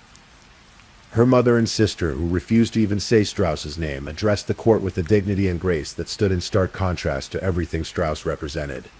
Ellie was a light in the dark, they said in essence. She was love, she was kindness, she was everything good in the world, and now she was gone. They would never hear her laugh again, never see her smile, never watch her spread joy to everyone around her. Ellie's father, David Wyke, spoke of forgiveness, but with a painful honesty. My God tells me to forgive, he said, but he doesn't say when, and I don't know if I'll ever get to that. Judge Howard listened to it all. The apology that wasn't really an apology, the prosecutor's condemnation, the family's grief, and then he sentenced Michael Strauss to life in prison with eligibility for parole after 17.5 years. It was the maximum the law allowed under the circumstances, but it would never be enough. No sentence could restore what had been taken. After the sentencing, dozens of Ellie's friends and family members gathered in the courthouse hallway. Many wore tie-dye, Ellie's signature style, a splash of color against the sterile walls. They wrote positive messages on plastic Easter eggs, the kind of bright, hopeful gesture that Ellie herself would have loved. That Easter Sunday, they would hang those eggs on the 2 ginkgo trees that had been planted in Ellie's memory at Keener Park in Westchester, trees spaced perfectly apart to hang a hammock between them, just the way Ellie would have wanted. Even with Strauss behind bars, questions lingered. Disturbing questions, unanswered questions. While incarcerated at the Butler County Jail, Strauss allegedly told a fellow inmate that he had murdered another woman named Shelley. According to this inmate, Strauss claimed he had killed her in a similar manner and dumped her body in an unknown location near a creek. Police investigated the claim but were unable to substantiate it. To this day, it remains unclear whether Strauss was telling the truth, bragging, or simply trying to inflate his own notoriety. But the possibility that there might be another victim out there, another family without answers, is haunting. There was also the question of what law enforcement knew and when they knew it. After Strauss's conviction, it came to light that Officer James Thomas, who had taken Ellie's initial stalking report, had violated department procedures. An internal investigation found that Thomas had failed to thoroughly document the evidence Ellie provided, failed to log critical items into Property, and failed to follow up on her subsequent emails reporting additional harassment. He was given a 40-hour unpaid suspension. 2 supervisors received verbal admonishments for case management issues. Westchester Police Chief Joel Herzog defended his department, stating unequivocally, "There is only one person to blame for Ellie Weich's murder. Michael Strauss is responsible for this evil act." Herzog emphasized that it was important not to confuse what investigators knew after the fact with what they knew at the time of the harassment investigation. "If we knew in advance the evil that an individual was capable of," Herzog said, "and could arrest and sentence them to jail with just that knowledge, there wouldn't be any violent crime in our society." It was a fair point to an extent. Hindsight is always clearer than foresight. But it was also true that Ellie had done everything right. She had reported the harassment. She had provided evidence. She had asked for help, and despite the increased patrols, despite the police involvement, she had still died, killed by the very man who had been tormenting her for 18 months. The case raised uncomfortable questions about how stalking cases are handled, about the gaps between evidence and action, about the limitations of a system that can only react to crimes already committed rather than preventing the crimes in the first place. After the trial, after the sentencing, after the news cameras moved on to other stories, Ellie's family was left with the hardest work of all, learning to live in a world without her. But they chose not to let grief define them. Instead, they chose to honor Ellie by doing what she would have done, spreading kindness, celebrating life, finding light in darkness. "We have to celebrate Ellie," her sister Laura said. "You never truly know what somebody is going through. We can turn this into more of a positive and carry on her legacy. Celebrate people," her mother Tam added. "Tell people you love them." The ginkgo trees at Keener Park became a place of pilgrimage, a place where friends and family could gather and remember. They hung colorful messages on the branches, wore tie-dye, told stories about the girl who loved neon yellow lipstick and handmade jewelry and nature and music and bringing joy to everyone she met. "I still come downstairs, and I see her picture every morning," Tam said in an interview, "and I say, 'Good morning, Ellie,' and I feel like she's saying, 'Good morning, Mom. Love you.'" They saw rainbows everywhere now. The one that appeared over the field where Ellie was found. Another over the church on the day of her funeral. Bright neon arcs that seemed to carry a message. Ellie was at peace. Ellie was free. Ellie's light hadn't been extinguished even though her life had been taken. Friends spoke of her with a mixture of grief and celebration. She was the light in a dark room. An absolute angel. She made you feel really important. She would do anything for anyone. She had a smile that could brighten the darkest of days. One friend remembered that Ellie was the only girl I've ever met who could pull off neon yellow lipstick. Another said simply, "You met her and couldn't help but love her." These weren't empty platitudes or the kind of generic praise offered at every funeral. These were genuine memories of a genuine person, someone who had lived fully, loved openly, and left an imprint on everyone lucky enough to know her. Nathan Weich, Ellie's cousin, spoke at the balloon release held in her honor. Hundreds of colorful balloons, smiley faces, and tie-dye patterns were released into the sky, a splash of brightness against the grief. "We just wanted to say thank you," Nathan said to the crowd. "We're a private family. A heartfelt thank you. All the prayers, the ribbons for Ellie, the balloons sent off today. It doesn't go unnoticed." He called the moment very sweet and beautiful, but also heartbreaking. "I don't think closure will ever come. To be honest," he admitted, "it's something that gets easier to manage on a day-to-day basis. But there will never be closure. Ellie is a part of this family and always will be part of this family. We'll see her again. We know that." 6 years later, in August 2024, Ellie's mother Tamara White passed away at the age of 63. Those who knew the family understood that Tam had never fully recovered from losing her daughter. The grief, the unanswered questions, the unfairness of it all, it had taken a toll that time couldn't heal. When Tam died, many believed she was finally reunited with the daughter she had loved so fiercely, the free spirit who had brought so much color into her life. The murder of Ellie Weich isn't just a true crime story. It's a cautionary tale about the dangers of the digital age, about how predators use technology to stalk and terrorize their victims while remaining hidden, anonymous, just a few clicks away from causing real harm. Strauss's digital trail, the spoof apps, the fake accounts, the Google searches, the social media monitoring represented a modern form of stalking that law enforcement is still learning to combat. How do you protect someone when their stalker can reach them through dozens of different platforms, using dozens of different identities? How do you investigate harassment when the harasser can hide behind layers of digital anonymity? These are questions without easy answers. But Ellie's case did lead to changes. It highlighted the need for better documentation of stalking reports, better training for officers who handle such cases, better coordination between departments and technology companies. The case also revealed a hard truth, that no amount of awareness, no amount of caution, no amount of doing everything right can always protect someone determined to be a victim from someone determined to victimize them. Ellie reported the harassment. She provided evidence. She asked for help. She had friends stay with her. Police patrol her streets. She did everything society tells stalking victims to do, and it still wasn't enough. That doesn't mean victims should stop reporting, should stop fighting back, should accept their fate. It means that as a society we need to do better. We need to take stalking seriously from the very first report. We need to give law enforcement the tools and training to investigate digital harassment. We need to hold technology companies accountable for how their platforms are used to harm others. We need to believe victims, support them, protect them. Because somewhere out there, right now, someone is being stalked. Someone is receiving unwanted messages, seeing suspicious cars on their street, feeling watched in their own home. Someone is scared and doesn't know what to do. Someone is Ellie. Before the worst happened, Michael Strauss is currently serving his sentence in an Ohio prison. He will be eligible for parole in 2036, when he will be in his late 40s. Whether he will ever be released is uncertain. What is certain is that he stole something irreplaceable, not just a life, but the light that life brought to everyone around it. If you're listening to this late at night, in the dark, perhaps trying to fall asleep, I want to leave you with something that isn't about Michael Strauss or the darkness he represented. I want you to think about Ellie at the balloon release. If she could have seen it, all those colorful balloons rising into the sky, carrying messages of love from all the people whose lives she touched. I want you to think about the ginkgo trees in the park, how they'll stand for decades, a living memorial to someone who loved nature and color and life. I want you to think about the rainbows appearing when they were most needed, bright and impossible and somehow perfect.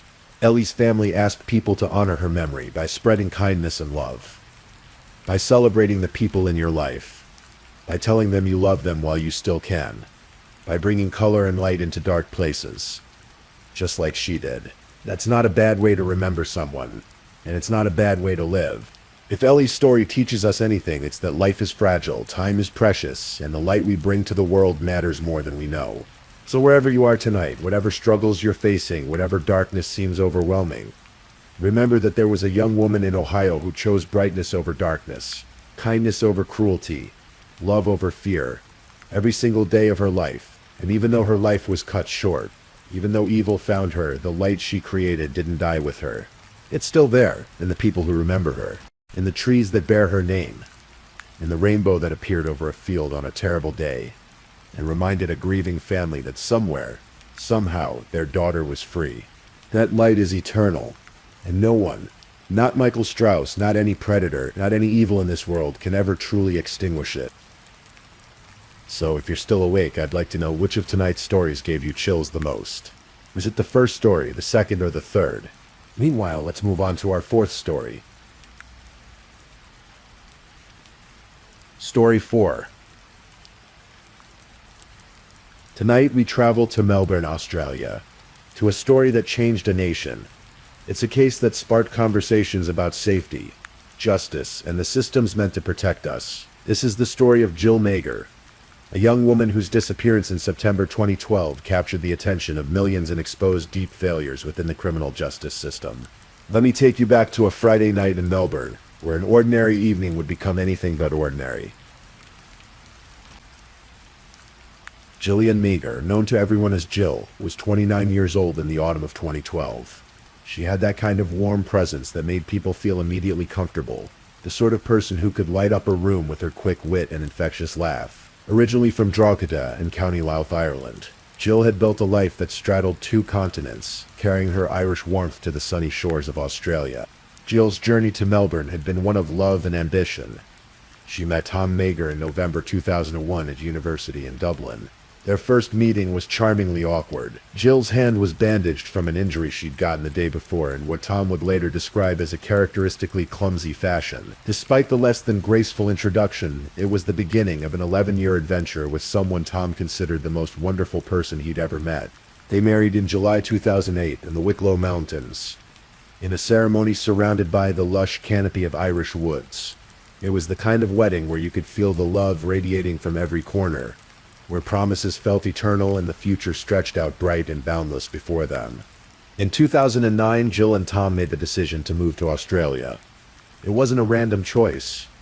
Jill's parents, George and Edith McKeon, along with her brother Michael, had moved to Perth years earlier. The McKeon family had originally emigrated to Australia in 1990, when Jill was just 7 years old, seeking new opportunities. They'd returned to Ireland for a time, which is when Jill met Tom, but eventually went back to Australia. For Jill and Tom, Melbourne seemed like the perfect place to build their future. Close enough to family, yet distinctly their own space. Jill found work at the Australian Broadcasting Corporation, the ABC, in their Melbourne radio division. She worked as a unit coordinator at ABC Radio Melbourne, an administrative role that sometimes allowed her to go on air. Her colleagues adored her. She was described as witty, intelligent, and great company. The kind of person who made the workday better just by being there. Brunswick, the inner Melbourne suburb where Jill and Tom settled, was the kind of neighborhood that felt both vibrant and homey. Sydney Road, its main thoroughfare, was lined with cafes, bars, boutique shops, and venues that came alive, especially on weekend nights. It was diverse, walkable, and felt safe. Young professionals like Jill and Tom were drawn to its energy and community feel. By September 2012, Jill and Tom had been in Melbourne for about 3 years. They'd made friends, built careers, and were looking forward to the next chapter of their lives together. Jill had recently visited her parents in Perth. Because her father, George, had suffered a stroke, she'd extracted a promise from him to take care of himself, telling him with a smile that she wanted her future children to have a young grandfather to run around with. Life felt full of possibility. The future they dreamed about in those Wicklow Mountains seemed within reach. Friday, September 21st started like any other workday. Jill went into the ABC studios in Southbank, Melbourne, ready for another day at work. The atmosphere was particularly buoyant that day because one of her colleagues was celebrating a birthday. Plans were made for after-work drinks, the kind of casual Friday tradition that helps blow off steam after a long week. Around 5 p.m., CCTV cameras captured Jill leaving the ABC studios with a female coworker. The footage shows two women walking together, engaged in conversation, heading toward what would be an evening of celebration. The group initially gathered at the Brunswick Green Hotel on Sydney Road.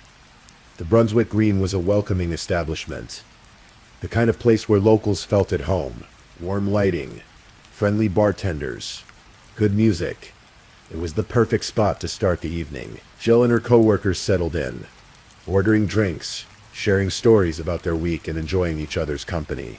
As the evening progressed, some of the group decided to move to another venue. Around 1 a.m., Jill and one of her colleagues made their way to Bar Etiquette, also located on Sydney Road. Bar Etiquette was just a short walk away, another popular spot in Brunswick's nightlife scene. They stayed for one last drink, extending the evening just a little longer. At approximately 1:30 a.m., as Bar Etiquette was preparing to close, Jill decided it was time to head home. Her colleague offered to walk with her, a gesture of friendship and safety, but Jill declined. It was a 5-minute walk, she said, maybe even less. Her flat was just 400 meters away on Sydney Road itself. It seemed perfectly reasonable to walk alone. What happened next would be pieced together from CCTV footage, phone records, and eventually a confession. As Jill began her walk home, heading north along the western side of Sydney Road, she was captured on various security cameras. At around 1:42 a.m., she made a phone call to her brother Michael, who lived in Perth. They spoke briefly about their father's health, checking in on how George was recovering from his stroke. The call lasted about 2 minutes, ending somewhere around 1:45 a.m. What Jill didn't know, couldn't have known, was that she was being watched.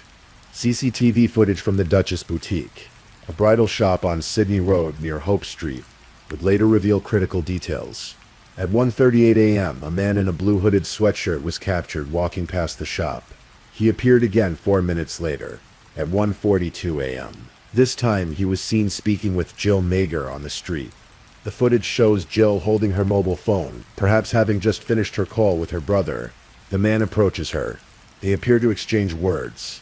At one point, Jill brandishes her phone at him, a gesture that might have indicated discomfort or a polite attempt to indicate she was busy. This was the last time Jill Mager was captured on camera alive. Back at their flat in Brunswick, Tom Mager woke up sometime before 4 a.m. The space beside him was empty. Jill wasn't home. At first, there might have been a rational explanation. Perhaps she decided to stay at a friend's place. Maybe she'd gotten a ride and forgotten to text. But as Tom fully woke up, a sense of unease crept in. This wasn't like Jill. She would have called. She would have let him know. Tom tried calling her phone. It rang for a while, then went to voicemail. He tried again.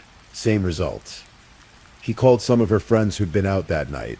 They hadn't seen her since she left bar etiquette. Tom got dressed and went outside. He walked the streets near their home, looking for any sign of Jill. His eyes scanned the sidewalks, peered into doorways, searched for her familiar figure. But there was nothing. Just the empty streets of early morning Brunswick.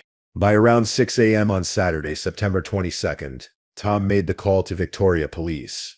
His wife was missing. Jill Mager hadn't come home, and no one knew where she was. Initially, the case was classified as a missing person investigation. Police began their standard procedures, asking questions, checking with friends and family, trying to establish a timeline. They spoke with Tom, conducting what they called routine questioning. It's standard practice in missing person cases to speak extensively with spouses or partners. Tom cooperated fully, and police were able to eliminate him as a suspect relatively quickly. On Sunday, September 23rd, something remarkable began to happen. At 12:30 p.m., a Facebook group called Help Us Find Jill Mager was created. What started as a simple appeal to the public quickly became something unprecedented. Within hours, the page had thousands of followers. By Monday, that number had grown to tens of thousands. People from all over Melbourne, all over Australia, and eventually around the world, joined the group. They shared the page, posted messages of hope, offered theories, and most importantly, kept Jill's face in the public consciousness. The hashtags Jill Mager and Jill Mager began trending on Twitter across Australia.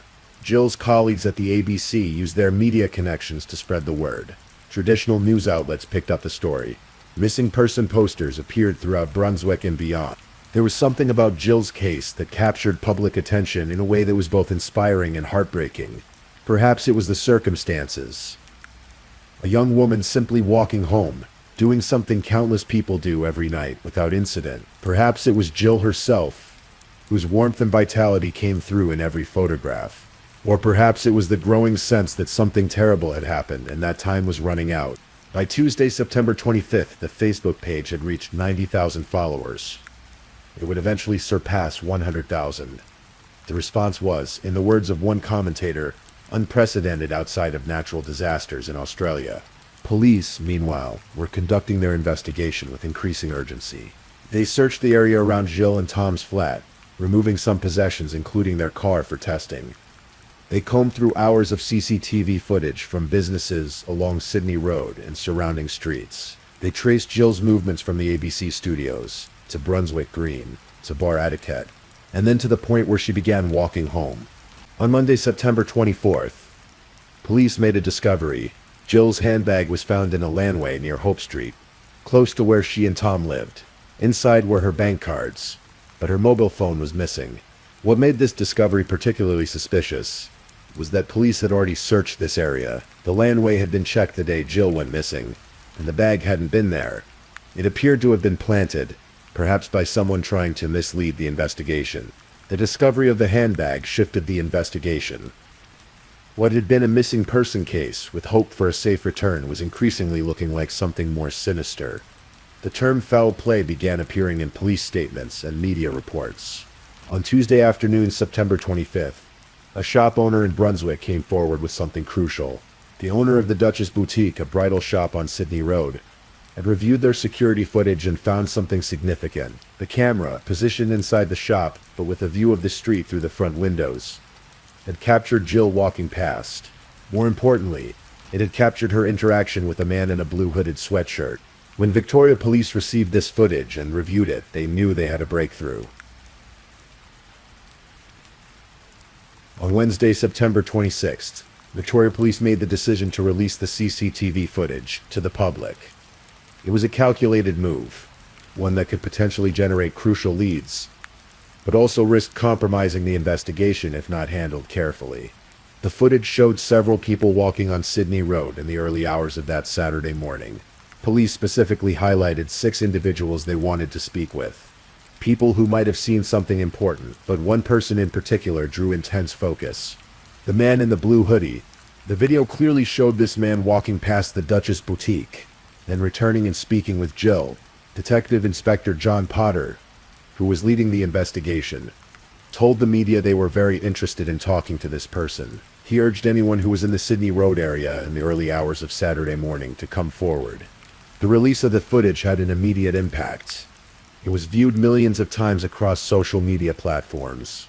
People scrutinized every frame, shared it across their networks, and discussed what they saw. Within hours, phone calls began flooding into Crime Stoppers.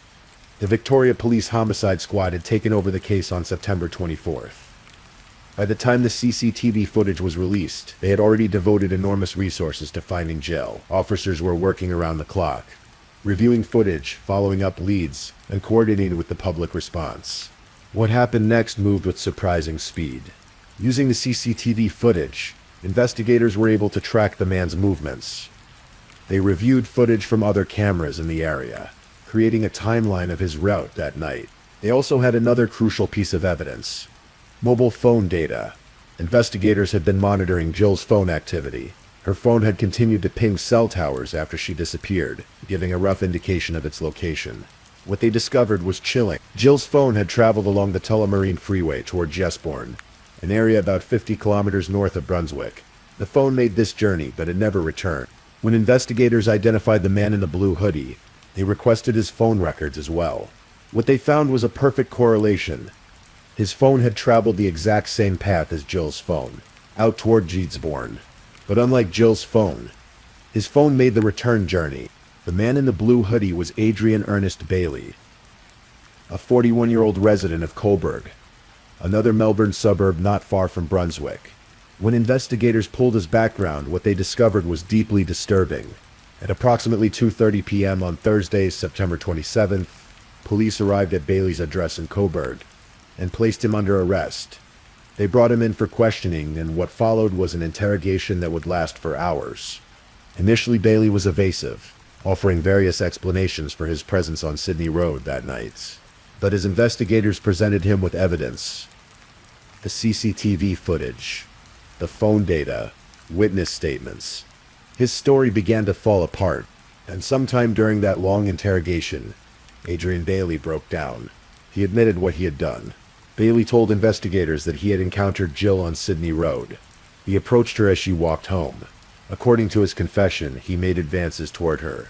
When Jill rejected him, stepping back and slapping him across the face, something inside Bailey snapped. He grabbed Jill and dragged her from Sydney Road into a landway off Hope Street. This landway was just meters from the main road, yet isolated enough that no one saw what happened next. There in that dark alley, Adrian Bailey raped Jill Mager. During the assault, Jill told him to stop. She said she would report him to the police.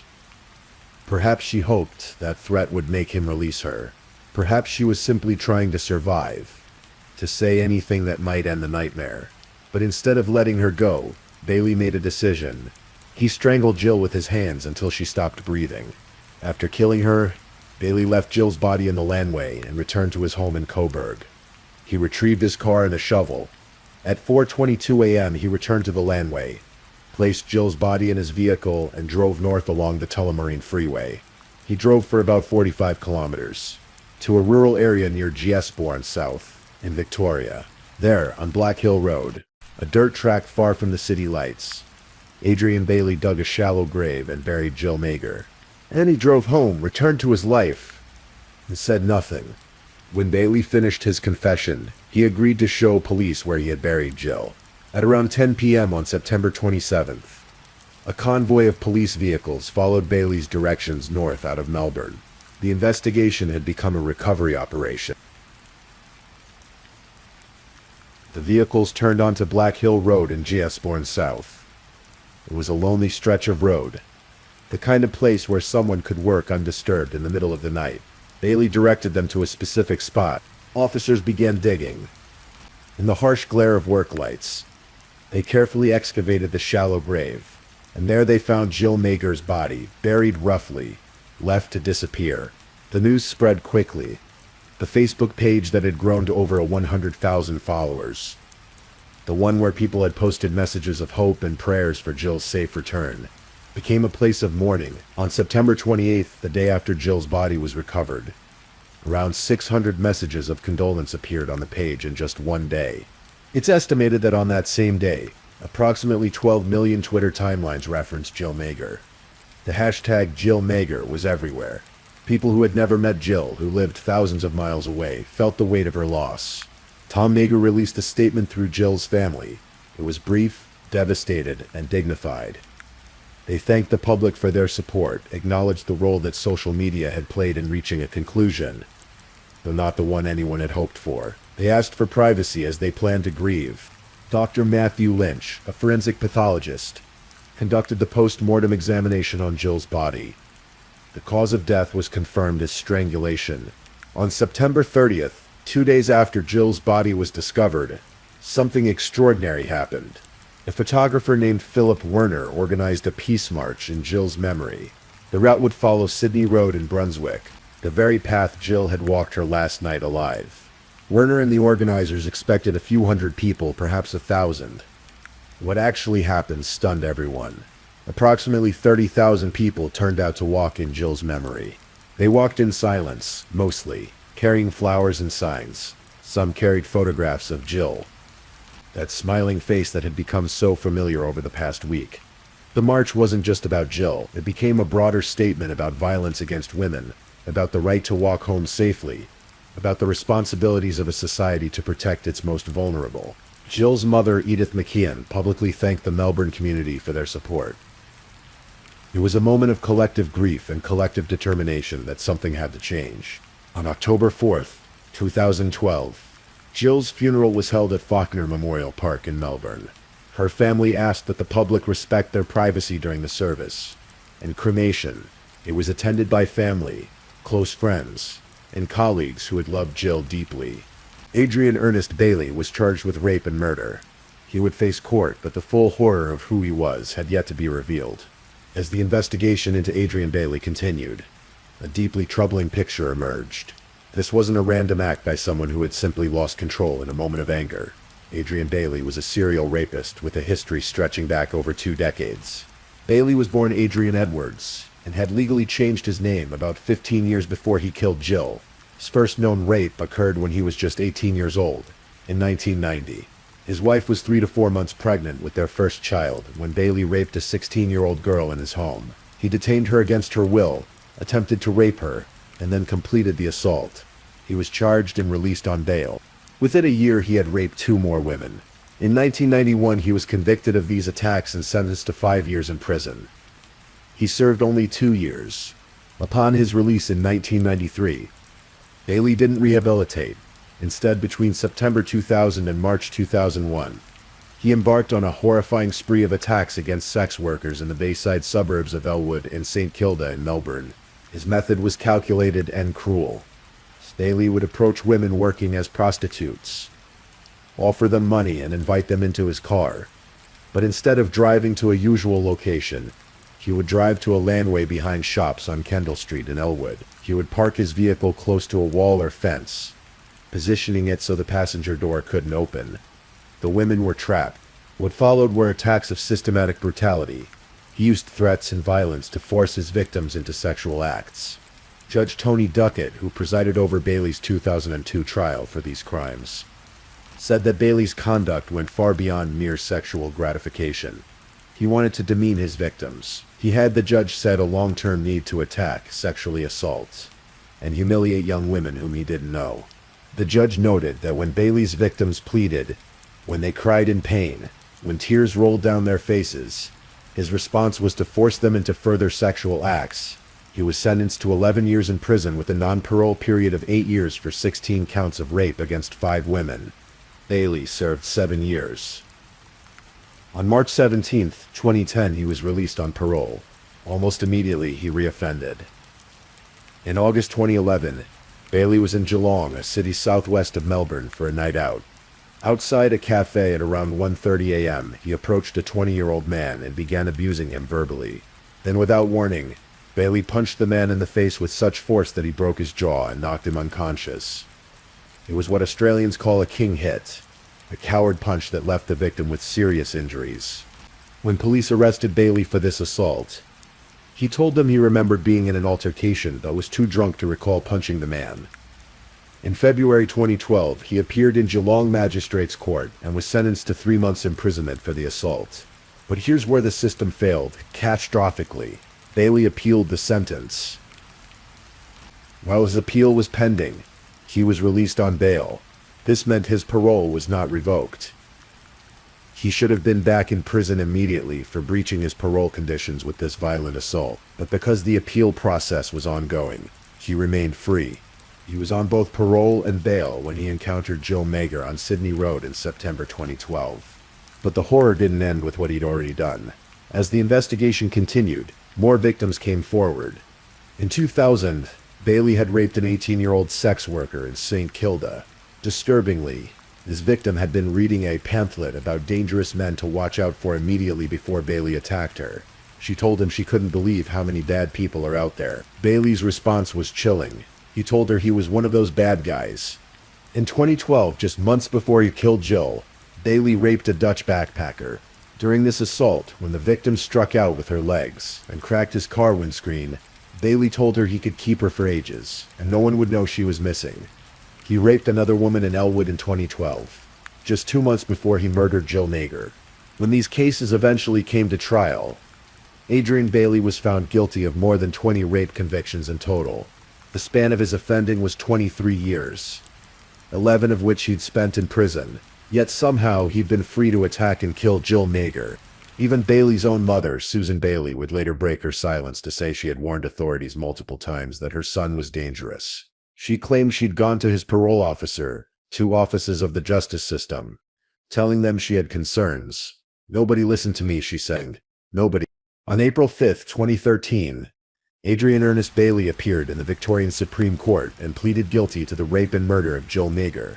He also pleaded guilty to 3 sexual assault offenses against her. The plea hearing included victim impact statements from Jill's family and friends. These statements painted a picture of the devastation Bailey had caused, the lives he had shattered. George McKeon, Jill's father, broke down as he delivered his statement. He spoke about how Jill had helped him recover from his stroke, extracting a promise that he would live so her future children could have a young grandfather. "I will never see my daughter bearing and rearing her children," he said, his voice heavy with grief. "I have no other daughters. My wife will never have a maternal grandchild, and that bond between her and her daughter has ended." Then, looking toward Bailey, George McKeon said in a forceful voice, "It is not okay to rape and murder my child." Jill's mother, Edith, was too ill to attend court from her home in Perth, but her written statement was read aloud.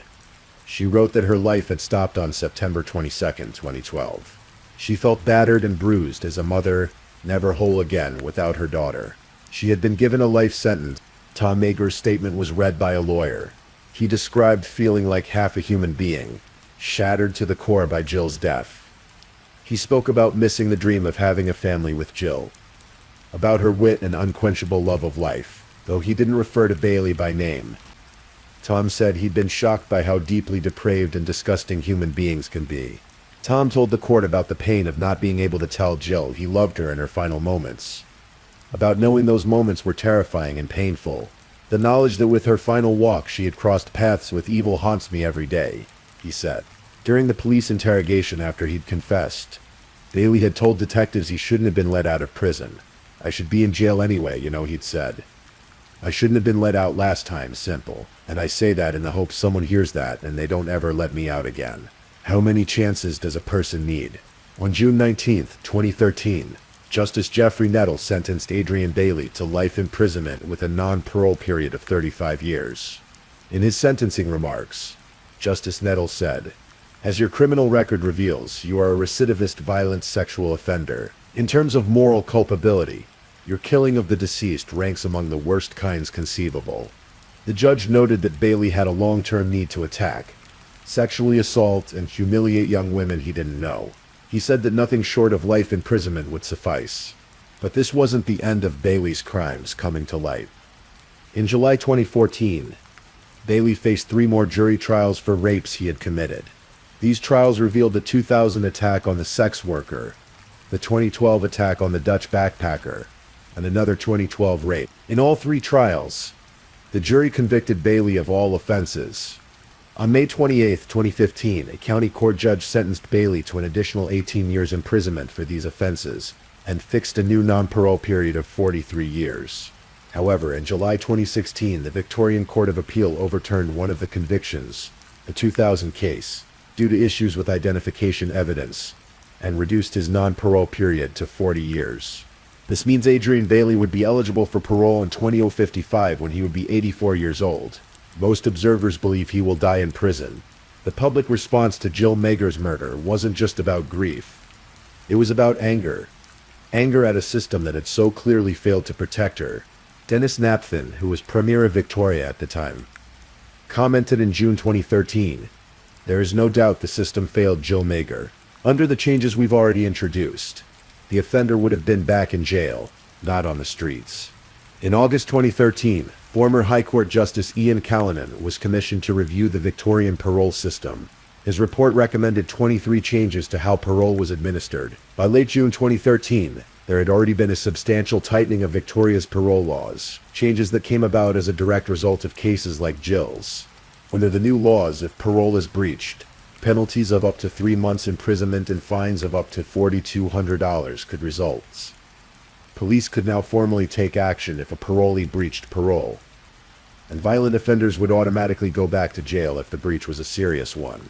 Coroner Ian Gray later conducted an investigation into the circumstances surrounding Jill's death. His findings were damning. He stated that Jill's death had been preventable. A more rigorous, risk-averse approach by Community Correctional Services and the Adult Parole Board would have led to a cancellation of Bailey's parole. The approach taken is difficult to understand. It did not bring dangerous and high-risk parolees immediately to account. The failures were multiple and systemic. Bailey had breached his parole conditions with the violent assault in Geelong in 2011. He should have been recalled to prison immediately, but because he appealed the sentence and was granted bail during that appeal, he remained free. The bureaucracy of the appeal process prevented the parole board from acting decisively. There were also questions about why Bailey's DNA, obtained after a sexual assault in 2001, wasn't on the Victoria Police DNA database. The management of DNA evidence in databases came under scrutiny.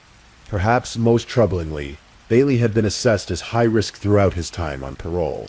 Reports indicated he had faked his way through sex offender rehabilitation programs. His own mother had warned authorities he was dangerous, yet he remained on the streets. The phrase signal crime was used to describe Jill's case. It was a crime that signaled something larger about society, about the gaps in protection, about the need for systematic change. In academic papers and public discourse, Jill's murder became a case study in what happens when multiple points of failure align catastrophically. Tom Mager left Melbourne in August 2013 and returned to Cabintelly, Ireland. The city where he and Jill had built their life together had become unbearable. He needed to be closer to his roots, to find a way to process what had happened. In the years following Jill's death, Tom became an advocate, particularly focused on men's role in ending violence against women. In April 2014, he wrote a powerful essay called "The Danger of the Monster Myth" for the White Ribbon Organization. In the essay, Tom argued against the tendency to view perpetrators of violence against women as aberrant monsters, completely different from ordinary men. He wrote about how one of the most disturbing moments after Jill's death was hearing Bailey form a coherent sentence in court. The realization that this man who'd done something so horrific could seem so normal was deeply unsettling. Tom argued that violence against women isn't committed by monsters who are easily identifiable and separate from society. It's committed by men who live among us, who have jobs and families, who seem ordinary.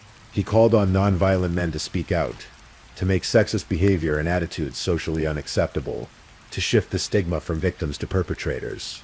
On what would have been his and Jill's 10th wedding anniversary in July 2018, Tom wrote a moving tribute on Facebook. He described standing in the Wicklow Mountains where they'd married, a place he'd returned to many times since her death. He wrote about the scars he carried, not as wounds but as connections to Jill, as sources of strength. Those scars are what connect me and her.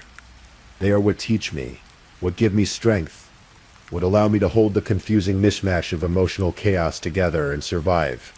Not without her, but with her loving guidance and formidable strength, he wrote.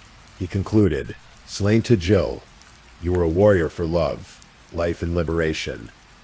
Thank you for consistently and persistently teaching me how to live, how to think, how to embrace love wholly, and to bear witness to the fire you lit in me. And so many others in your short time on this earth. You were loved at every moment of every day." In another interview, Tom admitted that for a time he'd become obsessed with understanding Bailey, with trying to comprehend what made him capable of such violence. But he eventually realized that focusing too much on Bailey as an individual was damaging. The real issue was the broader context that allowed men like Bailey to exist and operate. Tom has been honest about his feelings toward Bailey. He said that he could never forgive him, that when he thinks about Bailey, he wishes him harm. That's not a pleasant thing to say. It's not a pleasant thing to feel. But it's also the truth, he acknowledged. Every year, Brunswick commemorates Jill's death. On the 10th anniversary in 2022, the Brunswick Baptist Church held a memorial service. Community members gathered to remember Jill, to light candles, and to recommit themselves to making their streets safer for everyone. The Duchess Boutique, the bridal shop, whose CCTV footage proved crucial to the investigation, has changed ownership over the years. But the building stands as a silent witness to that night, a reminder of how quickly life can change, and how important it is to remain vigilant. Sydney Road continues to bustle with life. Young people still walk home on Friday nights. Cafes and bars still light up the street. But there's a collective memory now, a shared understanding that safety isn't something to be taken for granted. Jill Megger was 29 years old when her life was taken from her. She was walking home from a work celebration, doing something that millions of people do without incident.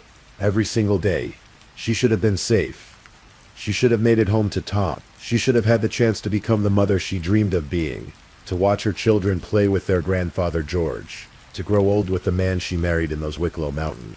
Instead, she became a name that changed a nation. Her death exposed deep systemic failures in the parole and justice systems. It sparked conversations about violence against women that continue today. It mobilized tens of thousands of people to march in solidarity, to demand change, to say that women deserve to walk home safely. The case of Jill Megger reminds us that justice isn't just about punishing offenders after the fact.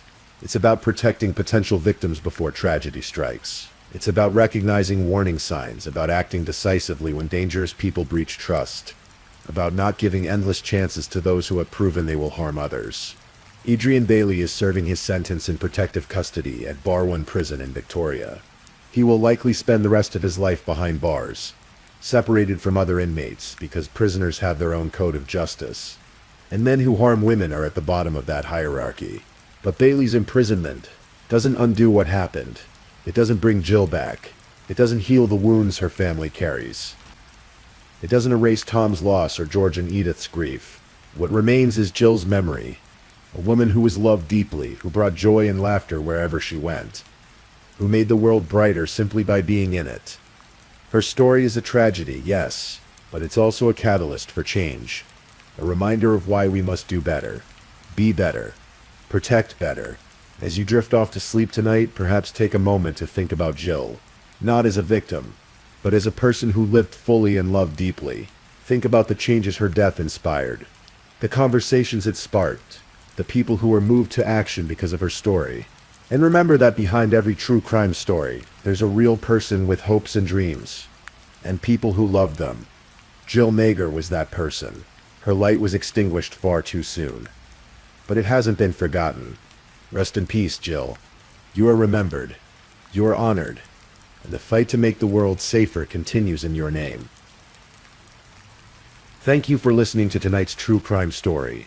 Rest peacefully knowing that another story awaits you next time, ready to accompany you on another journey toward restorative sleep. But if you're still awake, Don't forget to like and subscribe so you don't miss our next true crime stories. And until next time, stay safe and take care. Good night.